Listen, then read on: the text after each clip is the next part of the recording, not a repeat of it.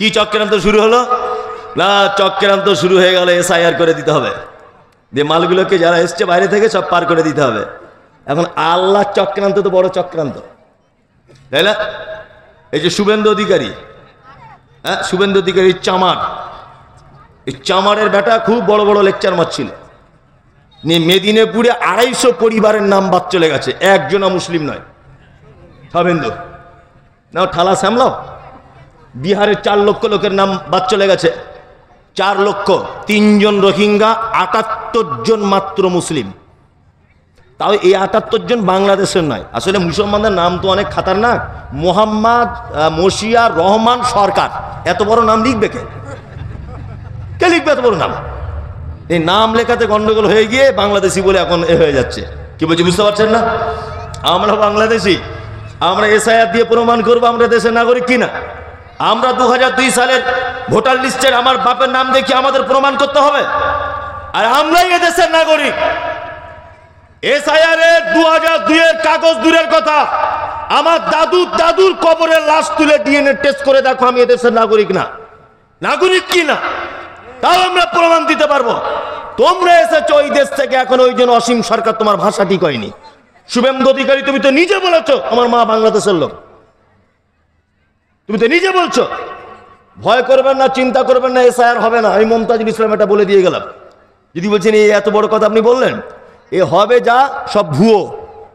এই বিহারে ভোট শুরু হয়েছে, হ্যাঁ বিহারের ভোটের পরেই দেখবেন স্বরাষ্ট্রমন্ত্রী অমিত শাহ বলে দেবে এসআইআর করে লাভ নেই, কারণ উল্টো বুঝিল রাম।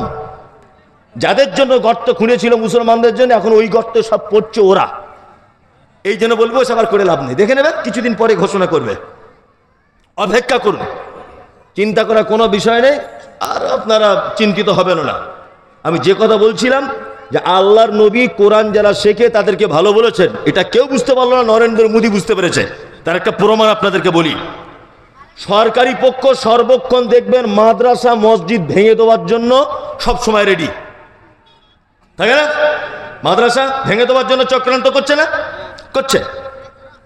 আর কিছুদিন আগে বক্তব্য রাখছিলেন একজন অমানুষ, নাম বলবো না, মানে মানুষের রক্তর গায়ে মনে হয় না, বক্তব্য রাখতে রাখতে বলছে যে মাদ্রাসা থেকে আরবি শিক্ষাটা তুলে দিলে হয় না। ভালো করে বুঝবেন, কোরআন আর পড়িয়ে লাভ কি? পশ্চিমবাংলায় এখানে তো কোরআনের কোনো ভ্যাকান্সি নেই, আরবিকের তো ভ্যাকান্সি কিছু নেই, এখানে তো এদেশে আরবিক চলে না, তা আরবিটা তুলে দিলেই হয়। তা আমি পাল্টা কলকাতা রানী রাসমণি রোডে ওর বিরুদ্ধে বক্তব্য দিয়ে এসেছি, যখন ওয়াকফ বিল যখন পরিবর্তনের হয়, দেখেছেন হয়তো সোশ্যাল মিডিয়াতে আমাকে বিভিন্ন জায়গায় বক্তব্য দিতে। আমি একটা কথা বুঝিয়ে দিতে চেয়েছি যে পশ্চিম বাংলা থেকে যদি আরবি সিলেবাস যদি তুলে দেওয়ার প্রয়োজন হয় আপনারা দিতে পারেন, আপনাদের ক্ষমতা এখন হাতে আছে, আমাদের মাথা পেতে মেনে নিতে হবে, কিছু করার নেই। আমরা সংখ্যায় কম, আন্দোলন করেও কিছু করতে পারবো না, তেমন ফলাফল কিছু হবে না। তবে অন্তত পক্ষে ইতিহাসটা জেনে রাখা আপনাদের উচিত হবে। সারা পৃথিবীতে 57টি মুসলিম কান্ট্রি আছে, কটা? 57টি পিওর মুসলিম কান্ট্রি, 57টি। এর ভিতরে 23টি দেশ আছে, দেশের রাষ্ট্রীয় ভাষা হচ্ছে আরবি। রাষ্ট্রীয় ভাষা কি? আরবি। পিওর আরবিতে কথা বলে পৃথিবীর 23টা দেশ। তাহলে যে ভাষায় মুসলিমরা কোরআন তেলাওয়াত করে বা মাদ্রাসায় আরবি পড়ায়, এই ভাষাটা পৃথিবীর কটা দেশে চলে? 23টা দেশে রাষ্ট্রীয় ভাষা। এবার আপনাদেরকে বলি, স্কুলে সংস্কৃত পড়ানো হয়? হয়? সংস্কৃত পড়ানো হয় স্কুলে, সংস্কৃত ভাষা। এই মমতাজুল ইসলাম সোশ্যাল মিডিয়ার মাধ্যমে সারা ভারতবাসীর কাছে এটা আমার দাবি থাকলো, চ্যালেঞ্জ থাকলো, সংস্কৃত ভাষায় পৃথিবীর কোন দেশের মানুষ কথা বলে একটা প্রমাণ আপনি দেখান। সংস্কৃত ভাষায় সারা ভারতবর্ষের কোন রাজ্য কথা বলে প্রমাণ দেখান। সারা ভারতবর্ষের কোন একটা জেলা সংস্কৃত ভাষায় কথা বলে দেখান, আপনি রিপোর্ট পেশ করুন। সারা ভারতবর্ষের একটা পরিবারকে আপনি দেখান যে পরিবার সারাদিন সংস্কৃত ভাষায় কথা বলে। তাহলে সারা ভারতবর্ষের সংস্কৃত ভাষার কোনো অস্তিত্ব নেই, সারা পৃথিবীতে সংস্কৃতের কোনো অস্তিত্ব নেই। এই সংস্কৃত ভাষা যদি বাংলা সিলেবাস স্কুলে যদি পড়ানো হয়, তাহলে বাংলা সিলেবাসের ভিতরে আরবি থাকলে অসুবিধা কোথায়? যে আরবি পৃথিবীর 23টা দেশের রাষ্ট্রীয় ভাষা, অসুবিধা কোথায়? সংস্কৃত যদি চলে, আরবি কেন চলবে না? আরবির বিরুদ্ধে সব থেকে বেশি চক্রান্ত। কারণ কি জানেন? কারণ ওরা জানে একটা দেশ বাঁচাতে গেলে যেমন দেশের সৈনিক দরকার হয়, একটা রাষ্ট্র বাঁচাতে গেলে যেমন তার সেনার প্রয়োজন হয়, ইসলাম বাঁচানোর জন্য বর্তমানে কারা আছে? কারা? আলেমরা। কারা? আলেমরা হচ্ছে ইসলামের সৈনিক। আর এই সৈনিক তৈরি হয় কোথায়? মাদ্রাসা। ওই জন্য নরেন্দ্র মোদী বুঝতে পেরেছে যে সৈনিক তৈরি হবার কারখানাগুলো আগে ভাঙতে হবে, তাহলে ইসলামটাকে শেষ করা যাবে। কি বলছি বুঝতে পারছেন না? হ্যাঁ, ডাক্তার জাকির নায়েক কারুর বইয়ের সঙ্গে রাতের বেলা গলা ধরে শুয়েছিল?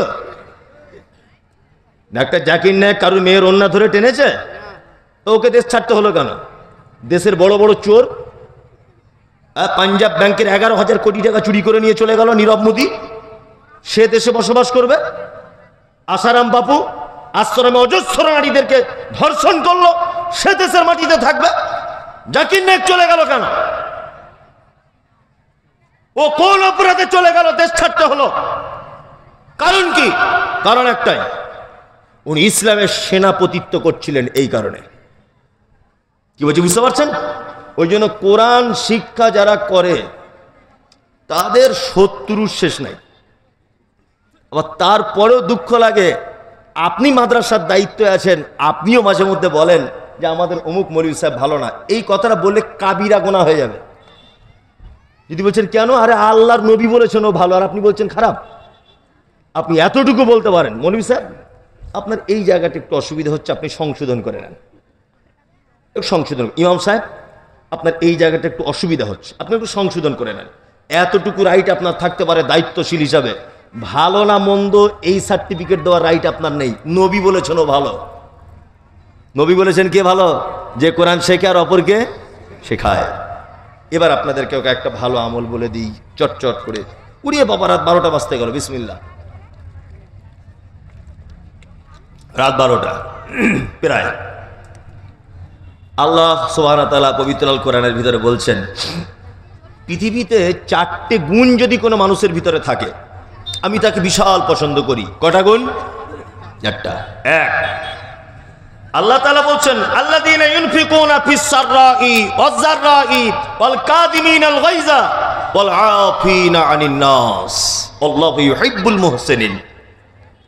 4টে কাজ যদি কোনো মানুষ করে, আল্লাহ তাকে বেশি পছন্দ করে। এই হাসাহাসি করবেন না।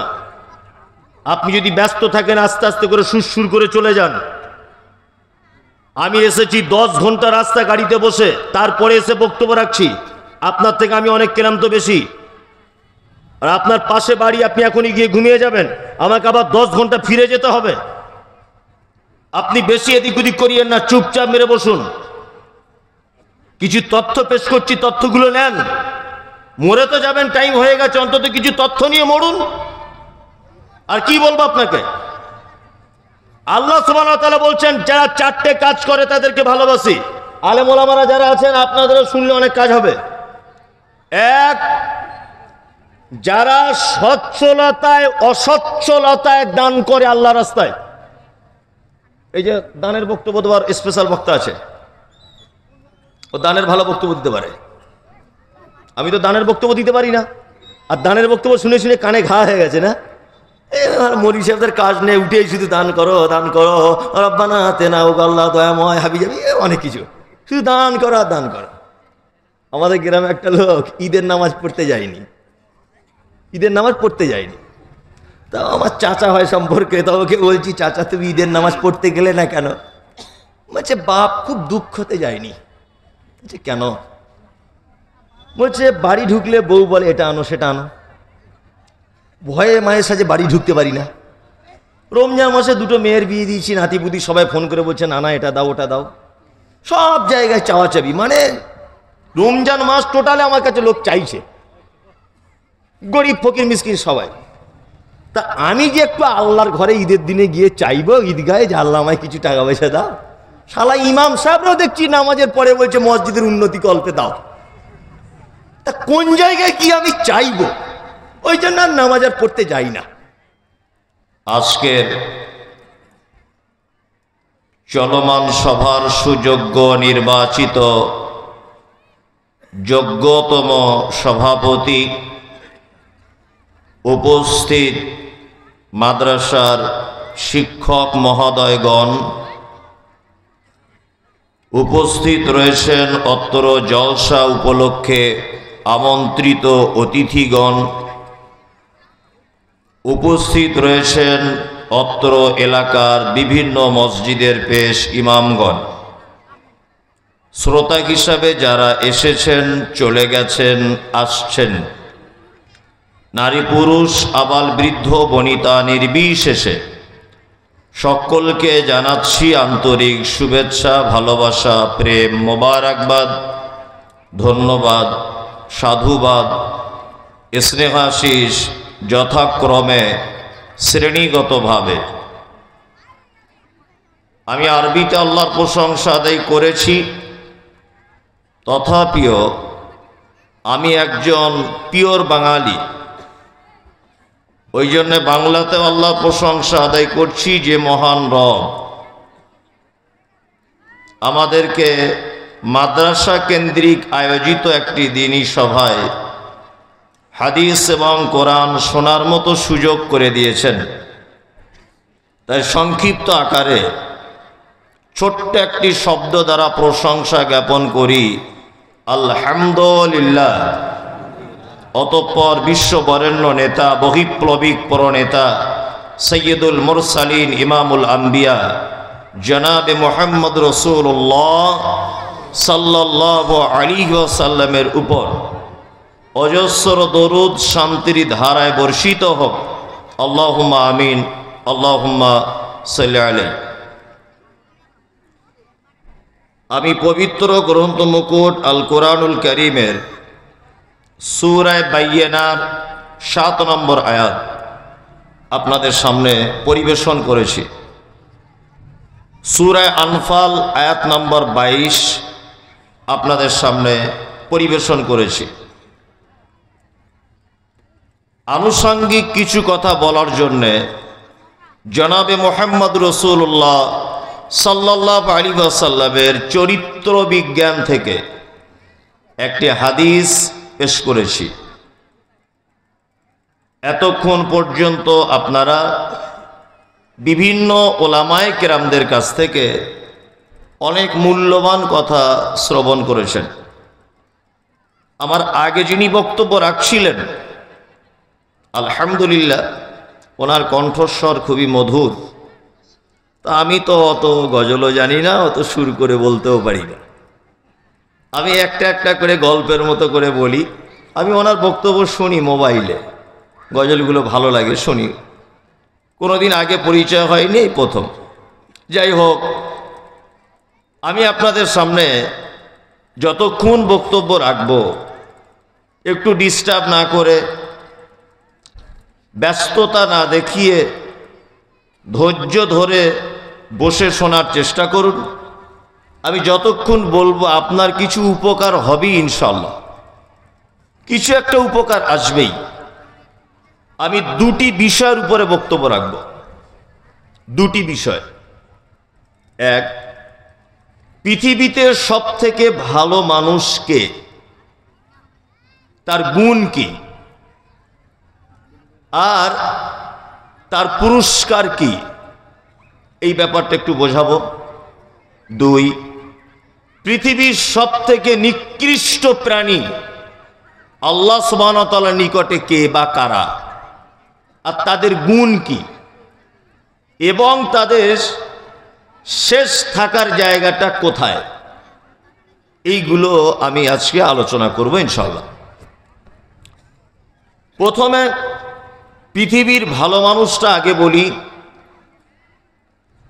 সারা পৃথিবীতে একটা জিনিস সবথেকে বেশি মানুষ প্রতিযোগিতা করে, সবথেকে বেশি কম্পিটিশন করে, আমাকে ভালো হতে হবে।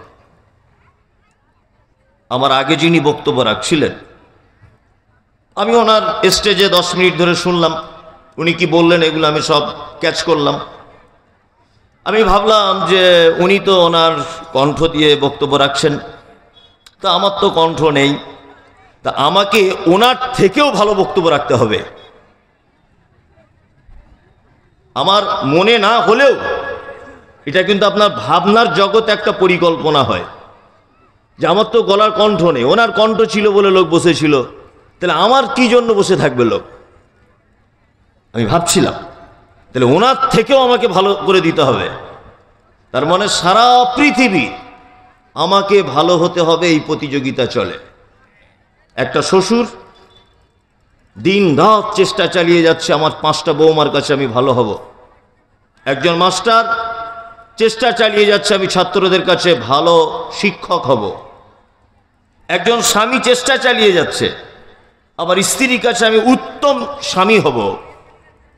এক কথায় সারা পৃথিবীতে আমাকে ভালো হতে হবে, ভালো, এই প্রতিযোগিতা সব থেকে বেশি চলে, তাই না? জি। এইবার আপনাকে একটা কথা বলি, পৃথিবীর মানুষ আপনাকে ভালো বলবে দুটো জিনিসের কারণে। কটা জিনিস? দুটা। এই দুটা জিনিসের কারণে আপনাকে ভালো বলবে। আপনি দেখে নেন আমার কথা প্রমাণ হয় কিনা। ও আগে মাছ ধরে বেড়াতো জাল নিয়ে নদীতে নদীতে, এখন কি করে হাবিজাবি করে ও মমতা ব্যানার্জির কাছে গিয়ে একটা টিকিট নিয়ে এমএলএ হয়ে গেছে। কি করে ওর নসিবে ছিল ও এখন এমএলএ? ও না নাম লিখতে জানে, ও না ভদ্র ভাষায় কথা বলতে জানে, না ওর কোনো যোগ্যতা আছে, কিচ্ছু নেই। ও এখন এমএলএ হওয়ার পরে দেখছি সব জলসাতে প্রধান অতিথিও। আর সবাই বলছে লোক ভালো। লোক ভালো না হলে এত লোক ভোট দেয়? লোক যদি ভালো না হবে এত লোক ওকে ভোট দেয়? 12 লাখ ভোট দিয়েছে, 14 লাখ লোক ভোট দিয়েছে ওকে, নিশ্চয় লোক ভালো। তার মানে পৃথিবীর মানুষ আপনাকে ভালো বলবে কখন? আপনি বর্তমান কোন অবস্থানে আছেন, এই অবস্থানের দিকে লক্ষ্য রেখে আপনাকে ভালো বলবে। কোন পজিশনে আপনি আছেন, আর একটা জায়গাতে আপনাকে মানুষ ভালো বলবে। ও আগে আইসক্রিম বিক্রি করত, ওকে কেউ চিনে না আর চিনতও না। ও হঠাৎ করে এখন লটারি কেটেছিল, 25 কোটি টাকা পড়ে গেছে হঠাৎ করে। মাদ্রাসা, মসজিদ, মৌলভী সাহেব, হাফেজ সাহেব অন্ধ, মানে কানা খোঁড়া ল্যাংড়া, বেটির বিয়ে হাবি যাবি, 10,000 10,000 20,000, এলাকায় বিশাল নাম, দানির বেটা দানি। জলসা হচ্ছে, প্রধান অতিথি অমুক সাহেব, মসজিদের কমিটিতে ওর নাম আগে আসছে, ঈদগার কমিটিতে ওর নাম আগে, কেউ মারা যাচ্ছে ও তার সেক্রেটারি, ও কবর খোঁড়ার সেক্রেটারি, সব কাজেরও সেক্রেটারি। অথচ পাছায় লাথি মারলেও নাম লিখতে পারে না। তার মানে বুঝতে পারা যায় মানুষ আপনাকে ভালো বলে আপনার অর্থ যদি প্রচুর থাকে। আপনার অর্থ যদি প্রচুর থাকে, তার একটা প্রমাণ আপনাকে বলি। দেখুন, আপনারা 4 ভাই, আপনার বড় ভাইয়ের সব থেকে টাকা বেশি। আপনার মা দেখবেন ওর ছেলেকে বেশি কোলে নিয়ে ঘোরে, দেখবেন। আর ওর বইয়ের ব্যাপারে বলে এটা আমার লক্ষ্মী বউ, অথচ ঘোড়ার ডিম কিছুই নাই, ও ছেলের টাকা বেশি আছে তাই। আপনি 5 ওয়াক্ত নামাজি, কপালে দাগ হয়ে গেছে, গাঁটের উপরে কাপড় পরেন, 5 ওয়াক্ত সালাত আদায় করেন, আপনি হারাম হালাল তামিজ করেন, কিন্তু দুর্ভাগ্য আপনি ফুচকার ব্যবসা করেন। তা আপনি যে মেয়েটাকে বিয়ে করেছেন, যে মেয়েটাকে, ওর মাকে যদি জিজ্ঞাসা করা হয় তোমার 4টে জামাই, কোন জামাইটা ভালো? বড় জামাই জুয়ারি, মদ পান করে, অন্য অন্য মেয়েদের সঙ্গে রাত কাটায়, বারে গিয়ে নাইট ক্লাবে গিয়ে ড্যান্স করে, কিন্তু হরিরামপুর বাজার ওর বিশাল 4-5টা ফ্ল্যাট, 32টা দোকান ভাড়া দেওয়া আছে, আর 12টা লরি, রাস্তার ধারে 25-30 বিঘা জমি। মেয়েটাকে সুখে রেখেছে, হাতে 12টা সোনার আংটি, এইরকম গলায় হার আর নাকের ফুল আর পায়ের নুপুর পর্যন্ত সোনার। ওর শ্বশুরিকে জিজ্ঞেস করবেন তোমার কোন জামাইটা ভালো, ও এক চান্সে বলবে আমার বড় জামাই ভালো, ওর টাকা বেশি আছে, আমার বেটিকে সুখে রেখেছে, কিন্তু 1 নম্বরের চুয়ারিও। তার মানে এটা সারা পৃথিবীর নিয়ম। আপনার ব্যক্তিত্ব নেই, আপনার পজিশন খারাপ, আপনার অর্থ কমে গেছে, পৃথিবীর কেউ আপনাকে ভালো বলবে না। ভালো বলবে? ভালো বলবে। শুধু ভালো বলবে না নয়, আপনার ডাকে কেউ সাড়াটুকু দেবে না। কেউ সাড়া দেবে না আপনার ডাকে। আপনি কোটি কোটি টাকার মালিক, হঠাৎ করে ব্যবসা বাণিজ্যে লস খেয়ে একেবারে ভিখারি হয়ে গেছেন। আপনি আত্মীয়র বাড়ি যাবেন, তারা ভয় করবে আপনাকে দেখে, মনে হয় টাকা ধার নিতে আসছে, ভয় করবে। আপনি একটা মেয়েকে খুব ভালোবাসতেন, তার মুখে হঠাৎ করে দাগ হয়ে গেছে, তার প্রতি আর ভালোবাসা থাকবে না। একটা মেয়ে আপনাকে ভালোবাসতো, কারণ আপনার বাপের অনেক টাকা ছিল, তাই আপনার আব্বার ব্যবসায় লস, ও আপনাকে আর ভালোবাসবে না। কি বললাম বুঝলেন? তার মানে পৃথিবীতে ভালোবাসা ততক্ষণ চলে যতক্ষণ আপনি দিতে পারবেন কাউকে। 60 বছর বয়স হয়ে গেলে ছেলেরা নাম রাখে বুড়ো, বাপ বলে না। 70 বছর বয়স হয়ে গেলে মাকে বলে বুড়ি, কারণ মা কিছু দিতে পারে না তাই, আব্বার কিছু দিতে পারে না তাই। তার মানে সারা পৃথিবীর এটা নিয়ম, আপনি কারো কাছে সহজে ভালো হতে পারবেন না। আচ্ছা, মানুষ যদি আপনাকে ভালো সার্টিফিকেটও যদি দিয়েই দেয়, আচ্ছা বলুন তো, এতে আপনার উপকার ক্ষতি কিছু হয়? হয়? আমি বক্তব্য দিয়ে নামলাম, 20 জন লোক আমাকে বলছে সাংঘাতিক বক্তা, সাংঘাতিক বক্তা। আরে এর মতো বক্তা নেই, এর বুকের পাটা কত। ও যে বলছে ভ্যাট ভ্যাট করে, এতে আমার কোনো ক্ষতি বা উপকার হচ্ছে? কিছুই না, ও ফালতু বলছে। আর 10 জন লোক যদি বলে এ বাজে বক্তা, একদম খারাপ, 3rd ক্লাস, এলাকাতে আর ডাকিস না, ও তোর বলাতেও কিছু নাই, তোর ভালো বলাতেও কিছু নাই, ও বেকার। আমার কোনো দিনই ডেট ফাঁকা নেই, তুই খারাপ বললেও কি আর না বললে কি। কি বলছি বুঝতে পারছেন? তার মানে আপনার ভালো মন্দ বলাতে আমার কিছু যায় আসে না, আছে না। এবার আপনাকে একটা কথা জিজ্ঞাসা করছি, বক্তব্যটা শেষ পর্যন্ত শোনার বিনীত অনুরোধ করছি, শেষ পর্যন্ত শুনবেন। আচ্ছা, আল্লাহ যদি কোনো মানুষকে বলে এই লোকটা ভালো, আল্লাহ যদি বলে এই লোকটা ভালো, আচ্ছা বলুন তো, আল্লাহ যদি ভালো বলে, তাহলে এই লোকের জীবনে সাকসেসফুল কামিয়াবি আসবে কি আসবে না? কারা কারা বলছেন আসবে বলুন, তাহলে একটা জাদু দেখাচ্ছি আপনাকে আমি। আসবে? আসবে। আল্লাহু আকবার। ওই জন্য আমি বলি যে অন্তত পক্ষে সারাদিনে 10 মিনিট কোরআনটা পড়ুন, 10 মিনিট পড়ুন। আপনি মোবাইল ঘাঁটুন, আপনি যা পারবেন করুন, 10 মিনিট কোরআন মাজিদটা পড়ুন। তিবিয়ান লিকুল্লি শাই। আল্লাহ বলছেন এমন একটি বিষয় নেই যে বিষয়টা আমি কোরআন মাজিদের মধ্যে লিপিবদ্ধ করিনি, প্রতিটা বিষয় বলে দিয়েছি। নাহনু নাকুসসু আলাইকা আহসানাল কসাস বিমা আওহাইনা ইলাইকা হাযাল কোরআন। সারা পৃথিবীর লেখকদের লেখা যত গদ্য, পদ্য, কবিতা, উপন্যাস যা কিছু আছে, আল্লাহ বলছে পৃথিবীর চূড়ান্ত এবং শ্রেষ্ঠ কথা কোরআন মাজিদে বর্ণনা করেছি। যত লাইলা মজনুর গল্প, প্রেম ভালোবাসার গল্প, হাতির গল্প, বাঘের গল্প, সিনেমার গল্প, জঙ্গলের গল্প, যত গল্প সারা পৃথিবীর কেতাবে পাওয়া যায়, আল্লাহ বলছে কোরআনে যে কাসাস, যে ঘটনা, যে গল্প আমি বর্ণনা করে দিয়েছি, পৃথিবীর কেউ এই ঘটনা, এই গল্প লিখতে পারে না। কোরআন সাংঘাতিক কেতাব, একদম আম্মা পড়ার দিকে আল্লাহ তাআলা বলছেন পৃথিবীর ভালো কে? এক। আমাদেরকে এবার আপনারা মনোযোগ দেন। আল্লাহ বলছে পৃথিবীর সব থেকে ভালো লোক কে?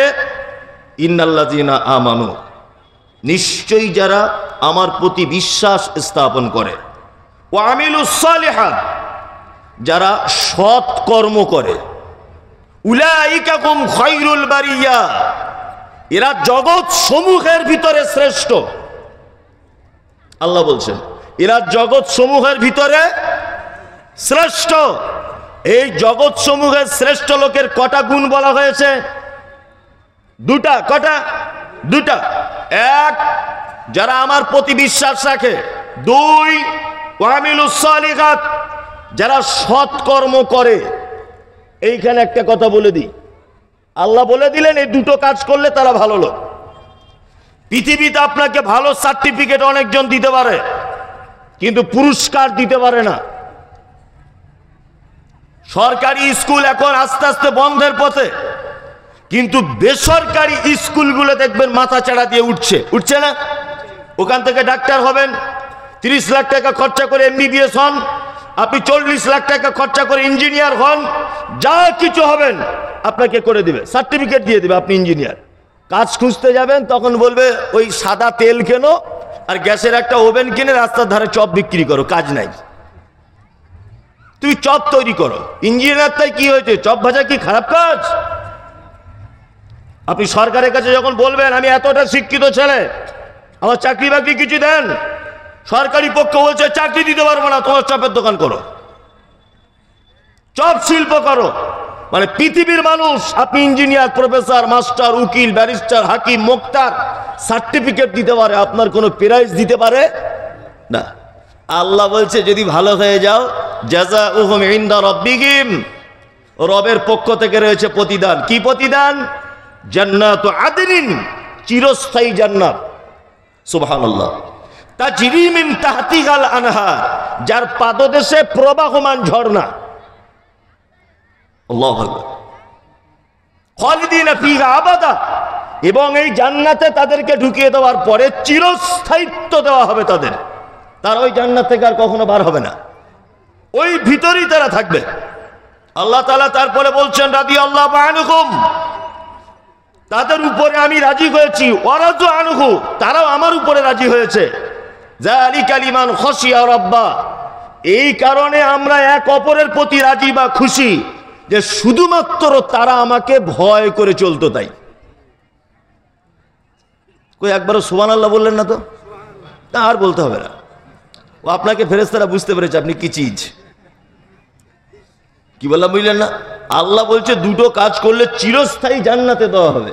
এত বড় একটা কথা শুনে আপনি কই স্বতঃস্ফূর্তভাবে বলতে পারলেন না সুবহানাল্লাহ? আসলে এসব বলে তো আমাদের অভ্যাস নেই, তাই না? এসব বলে আমাদের অভ্যাস নেই।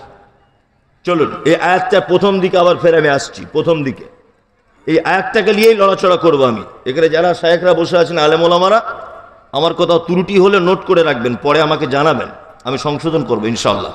কারণ সংশোধন করতে কোনো রকমের দ্বিধা সংকোচ আমার ভিতরে নেই। আপনারা নোট করবেন, আমি একটা একটা করে বলবো। আরো অনেক কথা সবে শুরু করেছি এখন।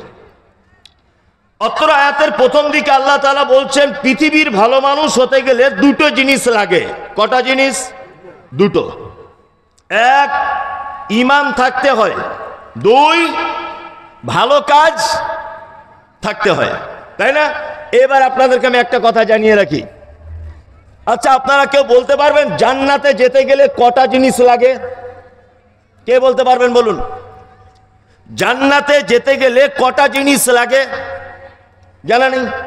আমি বলে দিই, আপনি জেনে নেন। এক, ঈমান থাকতে হবে। দুই, মুসলিম হতে হবে বাধ্যতামূলক। তিন, ভালো কাজ থাকতে হবে। কি বললাম বুঝলেন? কেউ যদি বলে যে আমি শুধু ঈমান নিয়ে চলে এসেছি, আমি মুসলিম, কিন্তু আমার কোনো ভালো কাজ নেই, ও জান্নাত ঢুকতে পারবে না। কারণ আল্লাহ সুবহানাহু ওয়া তাআলা মানুষকে ক্ষমা করেন কিছু কিছু ভালো কাজের মাধ্যমে। মানুষকে ক্ষমা করেন কিসের মাধ্যমে? ভালো কাজের মাধ্যমে, তাই না? এইবার আপনাকে একটা কথা বলি। আপনারা একটা ঘটনা শুনেছেন না ছোটবেলা থেকে? একজন ব্যভিচারিণী নারী, পতিতালয়ের নারী, দেহ ব্যবসায়িক নারী রাস্তা দিয়ে হেঁটে হেঁটে যাচ্ছিল। যেতে যেতে দেখতে পেল একটি তৃষ্ণার্ত কুকুর পিপাসায় জিভ বার হয়ে যাচ্ছে। একটা কূপের সাইডে কুকুরটা ভিজে মাটিগুলো জিভ দিয়ে চাটছে। মহিলাটা দেখে দয়া হলো, আমার পাকস্থলী আছে, ওরও পাকস্থলী আছে, আমার পিপাসা লাগলে যেমন কষ্ট হয় ওরও তেমন কষ্ট হয়। এইটা অনুভব করে সে তার কাপড় দিয়ে পায়ের মোজাটাকে বেঁধে কূপের ভিতরে ফেলে মোজায় করে একটুখানি পানি তুললো, কুকুরটাকে পান করিয়ে দিল। আচ্ছা বলুন তো, মহিলাটা ক্ষমা পেয়েছিল কি না? পেয়েছিল, পেয়েছিল। এইটা ভালো কাজ। আল্লাহ যদি কাউকে ক্ষমা করার ইচ্ছা যদি করেন, ভালো কাজের মাধ্যমে ক্ষমা করেন। কি বলছি বুঝতে পারছেন? এইবার আর একটা কথা বলি। আমার ব্যাপারে অনেক ভুল কথা মানুষকে বলা হয়। যেখানেই আমার জলসা ডেট হয় সেখানে দেখেছি আমি কিছু মানুষ আমার বিপক্ষে দাঁড়িয়ে যায়, ওকে কেন আনা হচ্ছে, ও আমাদের বিরুদ্ধে বলে, ও আমাদের মাযহাবের বিরুদ্ধে বলে, ও আমার পীর সাহেবদের বিরুদ্ধে বলে, মমতাজুল এরকম করে বলে। গোলাম হোসেন, আমি না আসা পর্যন্ত আমার বিরুদ্ধে তো অনেক কিছু বলে দিয়েছেন, আমি এসেছি, আমি বসে আছি এখানে, আপনি 2 ঘন্টা বক্তব্যটা শুনুন তো দেখি আপনার বিরুদ্ধে একটা কথা যাচ্ছে কিনা। আপনি তো এখানে বসে আছেন, আমি তো আর কলকাতাতে নেই, আমি তো আর মোবাইলের ভিতরে নেই, এখন তো ডাইরেক্ট এখানে বসে আছি। আপনি এখন বলুন তো দেখি যে আপনার বিরুদ্ধে আমি কিছু বলছি কিনা। এই দেখুন, আল্লাহর কোরআন যদি বলে আমার অসুবিধা কোথায়, আর আমার বলতে অসুবিধা কোথায়? তুমি কোরআন পড়ো না, তোমার মস্তিষ্কে গোবর ঢুকে আছে, সেটা তোমার দুর্বলতা। তোমার মস্তিষ্কের মগজ শুকিয়ে গেছে, তুমি ভালো মন্দ উপলব্ধি করতে পারো না, এটা তোমার দুর্বলতা। আমার দুর্বলতা কোথায়? যেখানেই যাই সেখানেই এক শ্রেণী মানুষ বিরুদ্ধে চারণ করে আর বলে ও আমাদের বিরুদ্ধে বলে, আমাদের বিরুদ্ধে বলে। তোমার বিরুদ্ধে বলতে যাবো কেন? তোমার বেটির সঙ্গে আমার বেটার বিয়ে দেওয়া আছে যে তোমার বিরুদ্ধে বলতে যাব আমি? তোমার জমির পাশে আমার জমি আছে যে আল কেটেছি বলে তোমার সঙ্গে ঝামেলা আছে? কোরআন বোঝার চেষ্টা করুন। আল্লাহ অত্র আয়াতের ভিতরে একটা কথা বলছেন, আমার দিকে ভালো করে মনোযোগ দিন। আল্লাহ বলছে ইন্নাল্লাযীনা আমানু, নিশ্চয়ই যারা ঈমান আনে, ওয়া আমিলুস সালিহাত, যারা আমলে সালেহ যারা করে। পবিত্র আল কোরআনে যত জায়গায় আল্লাহ বান্দাকে আমল করার কথা বলেছে, যত জায়গায়, প্রতিটা জায়গাতে আমলের আগে না হলে আমলের পরে ভালো বা উত্তম শব্দ ব্যবহার করেছেন আল্লাহ নিজে। আপনাকে আমি প্রমাণ দিই একটা একটা করে, 100টারও বেশি প্রমাণ দিতে পারি, 100টার বেশি। 2-4টে প্রমাণ আপনাকে আমি দিই, আপনি একটা একটা করে দেখুন। খুব পরিচিত সূরা, সূরা আসর। ওয়াল আসরি ইন্নাল ইনসানা, মুখস্থ আছে আপনাদের? আছে? আছে। আল্লাহ অত্র সূরাতে বলছেন ওয়াল আসর, আসরের সময়ের কসম। ইন্নাল ইনসানা লাফি খুসর, নিশ্চয় মানুষ ক্ষতির ভিতরে নিমজ্জিত। ইল্লাল্লাযীনা আমানু, তারা ক্ষতির ভিতরে নয় যারা ঈমান আনে।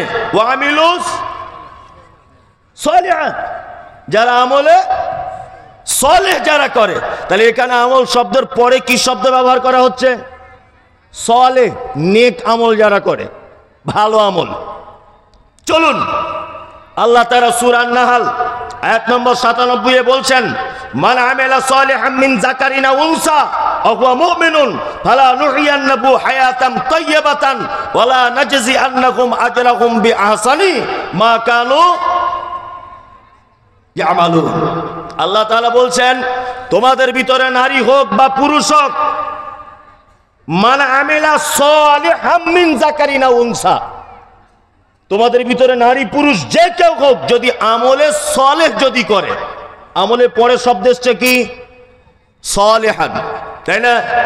চলুন আপনি পবিত্র আল কোরআনের ভিতরে আরো যদি আপনি ঢুকে যান গভীরের দিকে, তবু আপনি পাবেন।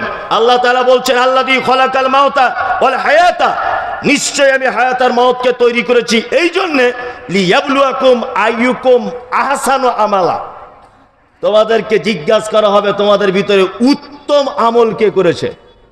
আহসান মানে সুন্দরের সুন্দর, আমল কে করেছে এটা বলো। তার মানে আল্লাহ যখন বারবার বলছে সুন্দর আমল করো, সুন্দর আমল করো, সুন্দর আমল করো, তার মানে বুঝে নিতে হবে পৃথিবীতে অসুন্দর আমলও আছে, ভেজাল আমলও আছে। এই জন্য আল্লাহ বারবার বলছে সুন্দর আমল করো। সুন্দর আমল করার কথা বলা হচ্ছে কেন? ভেজাল আমল আছে তাই। এই পানির কোম্পানিটা এখানে লিখে দিয়েছে 100% খাঁটি। কেন লিখেছে? একই প্রোডাক্ট অন্য কোম্পানিতে ভেজাল ধরা পড়েছে, ওই জন্য লিখতে বাধ্য হয়েছে 100% খাঁটি। এই 100% খাঁটি লিখে নিজের প্রোডাক্টের সার্টিফিকেট দিতে চেয়েছে আমার মাল উত্তম, আমার মাল ভালো, অন্য মালে ধরা পড়েছে। তা আল্লাহ কোরআনে বারবার বলেছে আমলে সালেহ করো, আমলে সালেহ করো, আহসান আমল করো। এই কারণে বলছেন তিনিও জানেন যে পৃথিবীতে এরকম অসংখ্য ভুয়া আমল ঘুরবে আর মানুষ সেটা করবে, অসংখ্য ভুয়া আমল। এইবার আপনাকে একটা কথা বলি, আমলটা ভালো না মন্দ আপনি কি করে বুঝবেন? আপনি কি করে বুঝবেন একটা আমল ভালো না মন্দ? এইটা বোঝার জন্য আল্লাহ তাআলা কোরআন মাজিদে বলেছেন, মা আতাকুমুর রাসূল ফাখুযুহু ওয়া মা নাহাকুম আনহু ফান্তাহু। আমার নবী যেটা দেয় ওটা গ্রহণ করো, আমার নবী যেটা নিষেধ করে তোমরা তার থেকে কি দূরে থাকো। ওই জন্য আমাদের প্রতিটা কাজ করার আগে একবার দেখে নিতে হবে যে এই কাজটা আল্লাহর নবী করতে বলেছেন কি না, দেখার দরকার আছে না নেই? আছে। আয়েশা সিদ্দিকা রাদিয়াল্লাহু তাআলা আনহা তিনি বলেন, মুহাম্মদ সাল্লাল্লাহু আলাইহি ওয়াসাল্লাম তিনি বলেছেন, মান আমিলা আমালান লাইসা আলাইহি আমরুনা ফাহুয়া রাদ্দুন। মানুষ যদি কোনো আমল করে আর সেই আমলে যদি আল্লাহর নবীর পক্ষ থেকে কোনো পারমিশন না থাকে, ফাহুয়া রাদ্দুন, সে আমল বাতিল। সে আমল কি? বাতিল। আমলের ব্যাপারে আল্লাহ কত ভয়ঙ্কর কথা বলছেন, আমিলাতুন নাসিবা তাসলা নারান হামিয়া। এক শ্রেণী মানুষ তারা আমল করবে, আমল করতে করতে করতে করতে নাসিবা ক্লান্ত হয়ে যাবে। আল্লাহ বলছে তাসলা নারান হামিয়া, তারপরে ওদেরকে ধরে জাহান্নামে ভরা হবে। এরা কারা? এই আমল করে কেউ জাহান্নামে যায়? কথা বলুন, আমল করে কেউ জাহান্নামে যায়? আমল করে মানুষ কিসের জন্য? জান্নাতে যাওয়ার জন্য। কিন্তু আল্লাহ বলছে আমিলাতুন নাসিবা, আমল করবে করতে করতে নাসিবা ক্লান্ত হয়ে যাবে, তাসলা নারান হামিয়া, তারপরেও তাদেরকে ধরে ভরা হবে কোথায়? জাহান্নামে। তাহলে এরা কোন আমলকারী? এরা হচ্ছে ওই আমলকারী, এরা আমলের দীর্ঘ সময় ধরে আমল করেছে, কিন্তু এই দীর্ঘ সময়ের আমলটা মুহাম্মদ সাল্লাল্লাহু আলাইহি ওয়াসাল্লামের পদ্ধতিতে না হওয়ার কারণে এদের থাকার জায়গা কোথায়? জাহান্নাম। তাই না? থাকার জায়গা জাহান্নাম। মানুষ যে কত আমল করছে আর কত আমল যে আল্লাহর নবীর বিরুদ্ধে চলে যাচ্ছে, আল্লাহু আলাম, আল্লাহ ভালো জানে। মুর্শিদাবাদের কোন একজন বক্তা ওই স্টেজে উঠে আগে আমার মোটামুটি 10-12টা গাল দিয়ে নেয়, তারপরে জলসা শুরু করে। আমার মা বোন একাকার করে দেয়। কারণ আমি কোন এক জলসাতে বলেছি যে শবে বরাত পালন করে যারা, ইবাদত মনে করে, আমি কিন্তু আপনার বিরুদ্ধে বলছি না, জাস্ট একটা জিনিস বোঝাবো শবে বরাতকে নিয়ে। শবে বরাত যারা পালন করছে, হালুয়া রুটি যারা করছে, তারা কতটা সঠিক করছে আর কতটা ভুল করছে, এইটা আমি একটা জলসাতে বলেছিলাম। এইটাকে কেন্দ্র করে এত গাল দিয়েছে আমাকে, আল্লাহু আলাম, আল্লাহ ভালো জানে। একজন মহিলা হালুয়া করেছে, আমল কিভাবে করছে দেখুন, হালুয়া করেছে। তা ওকে আমি জিজ্ঞাসা করছি, খালা হালুয়া করলে কেন? বলছে আজকে শবে বরাত, নবীর দাঁত ভেঙে দিয়েছিল, নবী শক্ত জিনিস খেতে পারেনি, নরম নরম জিনিস খেত, এই জন্য আমরা সেই উদ্দেশ্যে হালুয়া করে বসে আছি। আচ্ছা বলুন তো, শবে বরাত আরবি কোন মাসে হয়? বলুন কোন মাসে হয়? জানেন না? শাবান মাসে। কোন মাসে? শাবান মাসে। কত তারিখে? 15 তারিখে। তাহলে 15 তারিখে খালা হালুয়া করেছে, নবীর দাঁত ভেঙেছে, তাই তো? শাবান মাস পূরণ হতে কতদিন বাকি? 15 দিন। শাবানের পরের মাসটার নাম কি? রমজান। রমজানের টোটালে 30 দিন। তাহলে এইদিকে 15, এইদিকে 30, হলো কতদিন? 1.5 মাস। আবার রমজানের পরের মাসটার নাম কি? শাওয়াল। শাওয়াল, যেটাতে ঈদ করি আমরা, তাই না? এবার আমার দিকে ফিরুন, আমার হাতের দিকে। শাওয়ালের 1 তারিখ, শাওয়ালের 2 তারিখ, শাওয়ালের 3 তারিখ, শাওয়ালের 4 তারিখ, 5 তারিখ, 6 তারিখ, 7 তারিখের দিন উহুদের ময়দানে আল্লাহ নবী সাল্লাল্লাহু আলাইহি ওয়াসাল্লামের দাঁত ভেঙেছে। কত তারিখে দাঁত ভেঙেছে? শাওয়ালের 7 তারিখে। তার মানে যে মহিলা শবে বরাতের দিন হালুয়া করলো নবীর দাঁত ভেঙেছে বলে, তখনও নবীর দাঁত ভাঙতে বাকি আছে 1 মাস 22 দিন। এমন বদমাশ মহিলা দাঁত ভাঙার 1 মাস 22 দিন আগে হালুয়া করেছে। আচ্ছা বলুন, দাঁত ভেঙেছে আল্লাহ নবী শাওয়াল মাসের 7 তারিখে, আরে হালুয়া করেছে কত তারিখে? শাবান মাসের 15 তারিখে। এই আমলটার সঙ্গে ইসলামের কোনো সম্পর্ক আছে? আমার ছেলে একদিন হঠাৎ করে বলছে, আব্বা তোমার আর মায়ের যেদিন বিয়ে হয় আমি বরযাত্রী গিয়েছিলাম, মনে আছে? আচ্ছা বলুন তো, এ কথা জীবনে মানা যায়? তোর মায়ের কাছে আমি বিয়ে করব, তোর মায়ের কাছে থাকবো, তুই পেটে আসবি, তোর মায়ের সাথে সংসার করব, তুই পেটে আসবি, 9 মাস পেটে থাকবি, তারপরে তুই হবি বড় হবি, তারপরে তো বিয়ের বরযাত্রী খাবার উপযুক্ত হবি তুই। হঠাৎ করে আমাকে বলছে, আপু তুমি আর মা যেদিন বিয়ে করতে গিয়েছিলে বরযাত্রী গিয়েছিলাম মনে পড়ছে। আচ্ছা, এই প্রশ্নটার সঙ্গে আমার ব্যাটার কোনো সম্পর্ক আছে? আচ্ছা, তা দাঁত ভাঙছে আল্লাহর নবীর শাওয়াল মাসে, আর এ হালুয়া করেছে 1 মাস আগে, মানে পাক্কা শয়তানে। তার মানে এ চাই নবীর দাঁত ভাঙুক। এই বাস্তব কথাগুলো আমি যখন বলে দিয়েছি সমাজে, তখন আমার নামে আলেম ওলামারা দুর্নাম করেছে, এই আমাদের বিরুদ্ধের লোক। কি করে বিরুদ্ধ হলাম? কি করে বিরুদ্ধ হলাম আমি? এই কথাটা যদি একটা হিন্দু লোককেও যদি ভাবতে দেওয়া হয়, তবুও তিনি বলবেন এটা মিথ্যা, ভুয়ো কথা। কি করে হয়? ইসলামের সঙ্গে কোনো সম্পর্ক নেই। আমল করার আগে যাচাই বাছাই করে করতে হবে। কি বলছি বুঝতে পারছেন? আপনি তো চালাক লোক, আপনি তো বিশাল বুদ্ধিমান। বাজারে ঢেঁড়স কিনলে আগা ভেঙে দেখেন, লাউ কিনলে তলায় নখ ঢুকিয়ে দেখেন, শিম কিনলে লাইটে দেখেন পোকা আছে কিনা, বেগুন কিনলে দেখেন ফুটো করে পোকা আছে কিনা ভিতরে। সবকিছু আপনি যাচাই বাছাই করতে পারেন। আর আমল করে জান্নাতে যাবেন, ওটা একটু যাচাই বাছাই করা যাবে না? হ্যাঁ, সে বাপ দাদা 14 পুরুষ করে গিয়েছে, ওটাই করব? আর ওটা তো আবু জেহেলের কথা। আমার বাপ দাদা করে এসেছে বলে আমি করছি, ওটা তো আবু জেহেলের কথা, ওটা মুসলমানের কথা নয়। সব ব্যাপারে তুমি তদন্ত করতে শিখেছ, আর আমলের ব্যাপারে তদন্ত করতে পারো না? বিয়াদব। আর তুমি বলো মমতাজুল আমাদের বিরুদ্ধে বলে, তোমার বিরুদ্ধে বলার জন্য আমার ঘুম হয় না রাতে। তোমার বিরুদ্ধে বলতে যাবো কেন? তুমি কে? সঠিক ইসলামটাকে মানুষের সামনে বললে মানুষ এখন খেপে যাচ্ছে। কি বলছি বুঝতে পারছেন তো? কারা খেপে যাচ্ছে? আপনাকে একটা গল্প বলি, 2 মিনিটের একটা গল্প, দেখবেন গল্পটায় কত জ্ঞান আছে। একটা লোক আতরের ব্যবসা করে, আতরের। তা সারাদিন পাড়ায় ঘুরে ঘুরে আতর বিক্রি করে। আর একটা মেথর পায়খানা ঘর পরিষ্কার করে। মেথর বুঝেন তো? বুঝেন? পায়খানা ঘর পরিষ্কার করে একটা মেথর। তা ও 4-5টা বাড়িতে পায়খানা পরিষ্কার করে কষ্ট হয়ে গেছে। রোদে যাওয়ার সময় রাস্তার ধারে একটা বট গাছের তলাতে ছায়াতে বসে আছে, একটা বট গাছের ছায়াতে। এখন ও মোটামুটি বসেই আছে আনমনে, বিশ্রাম করছে গরমের দিন। আতরওয়ালাটাও এখানে ওখানে আতর বিক্রি করার পরে ও এসেছে বট গাছের তলায়, মেথরের পাশে এসে বসেছে।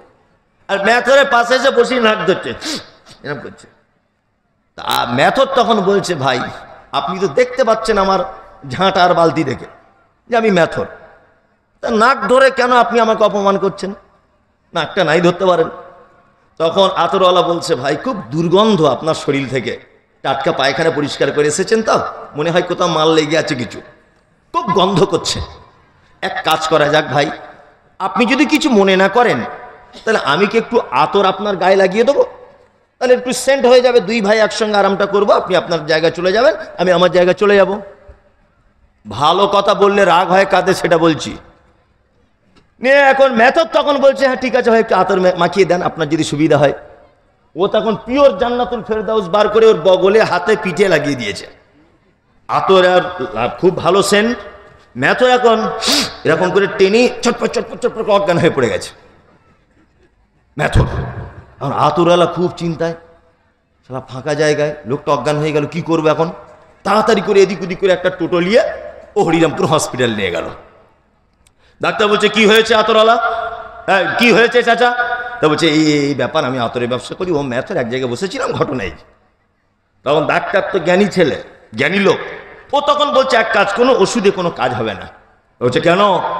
বলছে ওষুধে কাজ হবে না, আপনি ওই হসপিটালের বাইরে দেখুন কোনো টাটকা পায়খানা ঘর যদি থাকে, ওই কাঁচা মাল হোক আর বাসি মাল হোক, একটু কাগজে করে এনে ওর হালকা করে নাকে লাগিয়ে দেয়। ও এখন তাড়াতাড়ি করে এদিক ওদিক ঘুরে কাঁচা পায়খানা কোথাও পেয়েছে, এনে ওর নাকে লাগিয়ে দিয়েছে, টাক করে উঠে পড়েছে। তখন আতরওয়ালা বলছে, আপনি ডাক্তার না আপনি অন্য কিছু, পায়খানা দিয়ে রোগ সারান? তখন ডাক্তার বলছে, শোনো আতরওয়ালা, যে লোকটা সারা জীবন মানুষের পায়খানা সঙ্গে সঙ্গে সঙ্গে সঙ্গে বড় হয়েছে, তুমি হঠাৎ করে তাকে জান্নাতুল ফেরদাউস দিলে সহ্য করতে পারে? যারা সারা জীবন বেদাত করে করে, সারা জীবন যারা ভুল আমল করে করে, সারা জীবন যারা মিথ্যা হাদিস মেনে মেনে 50 বছর বয়সে পৌঁছেছে, তাদেরকে যদি সহি হাদিস বলা হয় তারা ঠিক ওই রকম অজ্ঞান হয়ে যাবে। তারা সহ্য করতে পারবে না, কখনো তারা সহ্য করতে পারে না। তাদের মাথাটা এয়ারপোর্টের মতো হয়ে গেছে, মগজ নাই, শুধু কেচ্চা কাহিনী আর ভুল তথ্য দিয়ে ভরা। সঠিক যখনই আপনি বলতে যাবেন তখন তারা ওই রকম ম্যাথরের মতো অজ্ঞান হয়ে পড়বে। কি বলছি বুঝতে পারছেন তো? সত্য গ্রহণ করার চেষ্টা করুন, ইনশাআল্লাহ ইনশাআল্লাহ ইনশাআল্লাহ সত্য গ্রহণ করুন। আর আমল করার আগে যাচাই বাছাই করে করুন যে এই আমলটা আল্লাহর নবী করেছিলেন কিনা। কি বলছি বুঝতে পারছেন? এটা আল্লাহর নবী করেছিলেন কিনা যাচাই বাছাই করা লাগবে কি লাগবে না? লাগবে। একটা লোকের চোখের সমস্যা, চোখের, এইগুলো বললে, এখানে তো সবাই শিক্ষিত মানুষ নয়, কিছু একেবারে মূর্খ লোক আছে, তো এই সমস্ত গল্প দিয়েও তাদের অনেক জ্ঞান হবে। একটা লোকের চোখের সমস্যা, তা লোকটা ডাক্তারের কাছে গেছে, ভালো করে বুঝবেন। ডাক্তারের কাছে যাওয়ার পরে ডাক্তার একটা চশমা লিখে দিয়েছে। তা ওই কাগজটা নিয়ে চশমার দোকানে গেছে লোকটা। এখন গিয়ে চশমার দোকানদার দেখে বলছে, ভাই চশমা লিখেছে তোমার 50 পাওয়ারের। রুগী তখন জিজ্ঞাসা করছে দাম কত? বলছে 50 টাকা। রুগী তখন আবার এক্সট্রা পাকামু করে বলছে, তাহলে যদি 100 পাওয়ারের লি ভাই কত পড়বে? বলছে ওইটারও দাম 50।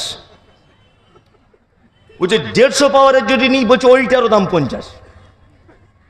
রুগী তখন ভাবছে 50 টাকায় তাহলে 50 পাওয়ার না নিয়ে 150 পাওয়ারই লি, নিশ্চয় কাজ বেশি হবে, বুঝলেন না? 150 পাওয়ারের মাল চোখে লাগিয়ে নিয়েছে। নে রাস্তা দিয়ে আসার সময় দেখছে পুঁটি মাছগুলো কাতলা মাছের মতো বড়, পাওয়ার বেশি হয়ে গেছে। তাই নে ও এই পুঁটি মাছ কাতলা মাছ মনে করে কিনে নিয়ে এসছে। এখন ওর বউ, আমাদের কলকাতার কথা বলছি, পুঁটি মাছ টক দিয়ে রান্না করে, আমাদের ভাষাতে বলে চচ্চড়ি করে, আবার পুঁটি মাছ ভাজা করে খায়। পুঁটি মাছ তো আর পিস হয় না, পিস হয় হয় না। তোর স্ত্রী ওই রকম করেই রান্না বান্না করেছে। ও খেতে বসার সময় চশমা খুলে বসেছে খেতে। তখন ওর স্ত্রীকে বলছে, কি ব্যাপার হাবিবা, তুমি পুঁটি মাছ দিলে, আমি যে কাতলা মাছ নিয়ে এসেছি। তখন বলছে, না আমার নানির কসম করে বলছি তুমি এই মাছই নিয়ে এসছো। ও তখন বলছে, আমি আমার মরা নানির কসম করে বলছি কাতল মাছই নিয়ে এসছি। স্বামী স্ত্রী ঝগড়া হতে হতে, পুরুষ মানুষ তো রাগ বেশি, এক চর মেরে দিয়েছে ফ্যাট করে। 4-5 দিন, 1 সপ্তাহ স্ত্রী মার খাচ্ছে। 30 বছর বিবাহিত জীবন, কোনোদিন মার খায়নি, কিন্তু এই চশমা লাগানোর পরে মার খাচ্ছে। লোকটা তখন ভাবছে, এতদিন আমার বউ কোনোদিন মার খায়নি, এই চশমা ঘোটার ডিম এইটাই মনে হয় অসুবিধা হচ্ছে। ডাক্তারের কাছে গেল। আমি আমল বোঝানোর জন্য গল্পগুলো বলছি, এর ভিতরে জ্ঞান আছে। ডাক্তারের কাছে গিয়ে বলছে, ডাক্তার বাবু আপনি তো আমার সংসারটা নষ্ট করে দিলেন। তা বলছে, কেন ভাই? বলছে, এই চশমা পড়ার পর থেকে ঘোড়ার ডিম আমার বউ শুধু মার খাচ্ছে। তা বলছে, কেন চশমার সঙ্গে বউ মার খাবার কি সম্পর্ক? বলছে, না আপনি দেখুন না। ডাক্তার তখন চশমাটা খুব ভালো করে মেশিন এরকম করে দেখে বলছে, ভাই এই আপনার প্রেসক্রিপশনটা দেখি। প্রেসক্রিপশনটা দেখে বলছে, আমি তো লিখেছি 50 পাওয়ার, চশমা তো 150 পাওয়ার। রুগী তখন বলছে, আসলে ব্যাপারটা তাহলে আমারই ভুল। 50 পাওয়ারের যা দাম ছিল 150 পাওয়ারের তাই দাম, আমি মাস্টারি করে 150 পাওয়ার নিয়েছি। আচ্ছা বলুন, এবার আপনাকে একটা কথা বলি, ডাক্তার যে প্রেসক্রিপশন করেছে, প্রেসক্রিপশনের বাইরে যদি আপনি কোনো মাস্টারি করতে চান, তাহলে আপনার জীবনে উপকার হবে না ক্ষতি হবে? আপনি বলুন। ক্ষতি, ক্ষতি। আপনি জন্ম থেকে মৃত্যু পর্যন্ত আপনি কিভাবে চলবেন, টোটাল গাইডলাইন্স দিয়েছেন কে? আল্লাহ এবং মুহাম্মদ সাল্লাল্লাহু আলাইহি ওয়াসাল্লাম। মুহাম্মদ সাল্লাল্লাহু আলাইহি ওয়াসাল্লাম বিদায় হজের দিন 1.5 লক্ষর কাছাকাছি সাহাবীদের সামনে বক্তব্য রাখতে গিয়ে বলছেন, আল্লাহ তুমি সাক্ষী থাকো, আল্লাহ তুমি সাক্ষী থাকো, 1.5 লক্ষ সাহাবী তোমরাও সাক্ষী থাকো। আল ইয়াউমা আকমালতু লাকুম দীনাকুম ওয়া আতমামতু আলাইকুম নি'মাতি ওয়া রাযীতু লাকুমুল ইসলাম দীনা। আজকে ইসলাম পরিপূর্ণ করে দেওয়া হয়েছে। সূচ পরিমাণ কোন জিনিসের ভিতরে ঢোকানো যাবে না, সূচ পরিমাণ কোন জিনিসের ভিতর থেকে বার করা যাবে না। তার মানে আল্লাহর নবী যেভাবে ইসলামটাকে দেখিয়েছে ওইভাবেই দেখাতে হবে। যেখানে তিনি বসে করতে বলেছেন বসেই করতে হবে, যেখানে তিনি দাঁড়িয়ে করতে বলেছেন দাঁড়িয়েই করতে হবে, যেখানে একা করতে বলেছেন একাই করতে হবে, যেখানে সবাই মিলে করতে বলেছেন সবাই মিলেই করতে হবে, যেখানে বিসমিল্লাহ বলে করতে বলেছেন বিসমিল্লাহ বলেই করা লাগবে। কোরআন টোটাল খতম করে দিয়ে করলেও চলবে না। কি বলছি বুঝতে পারছেন? ভালো ভালো কিন্তু অতি ভালো কি ভালো নয়। আমি কোন এক বক্তব্যতে বলেছি আল্লাহ নবী সাল্লাল্লাহু আলাইহি ওয়াসাল্লাম বলেছেন আখিরুল কালাম লা ইলাহা ইল্লাল্লাহ ফাদাখালাল জান্নাত। কোন মানুষের জীবনে যদি শেষ বাক্য যদি এটা হয় লা ইলাহা ইল্লাল্লাহ, তাহলে তার থাকার জায়গা কোথায়? জান্নাত।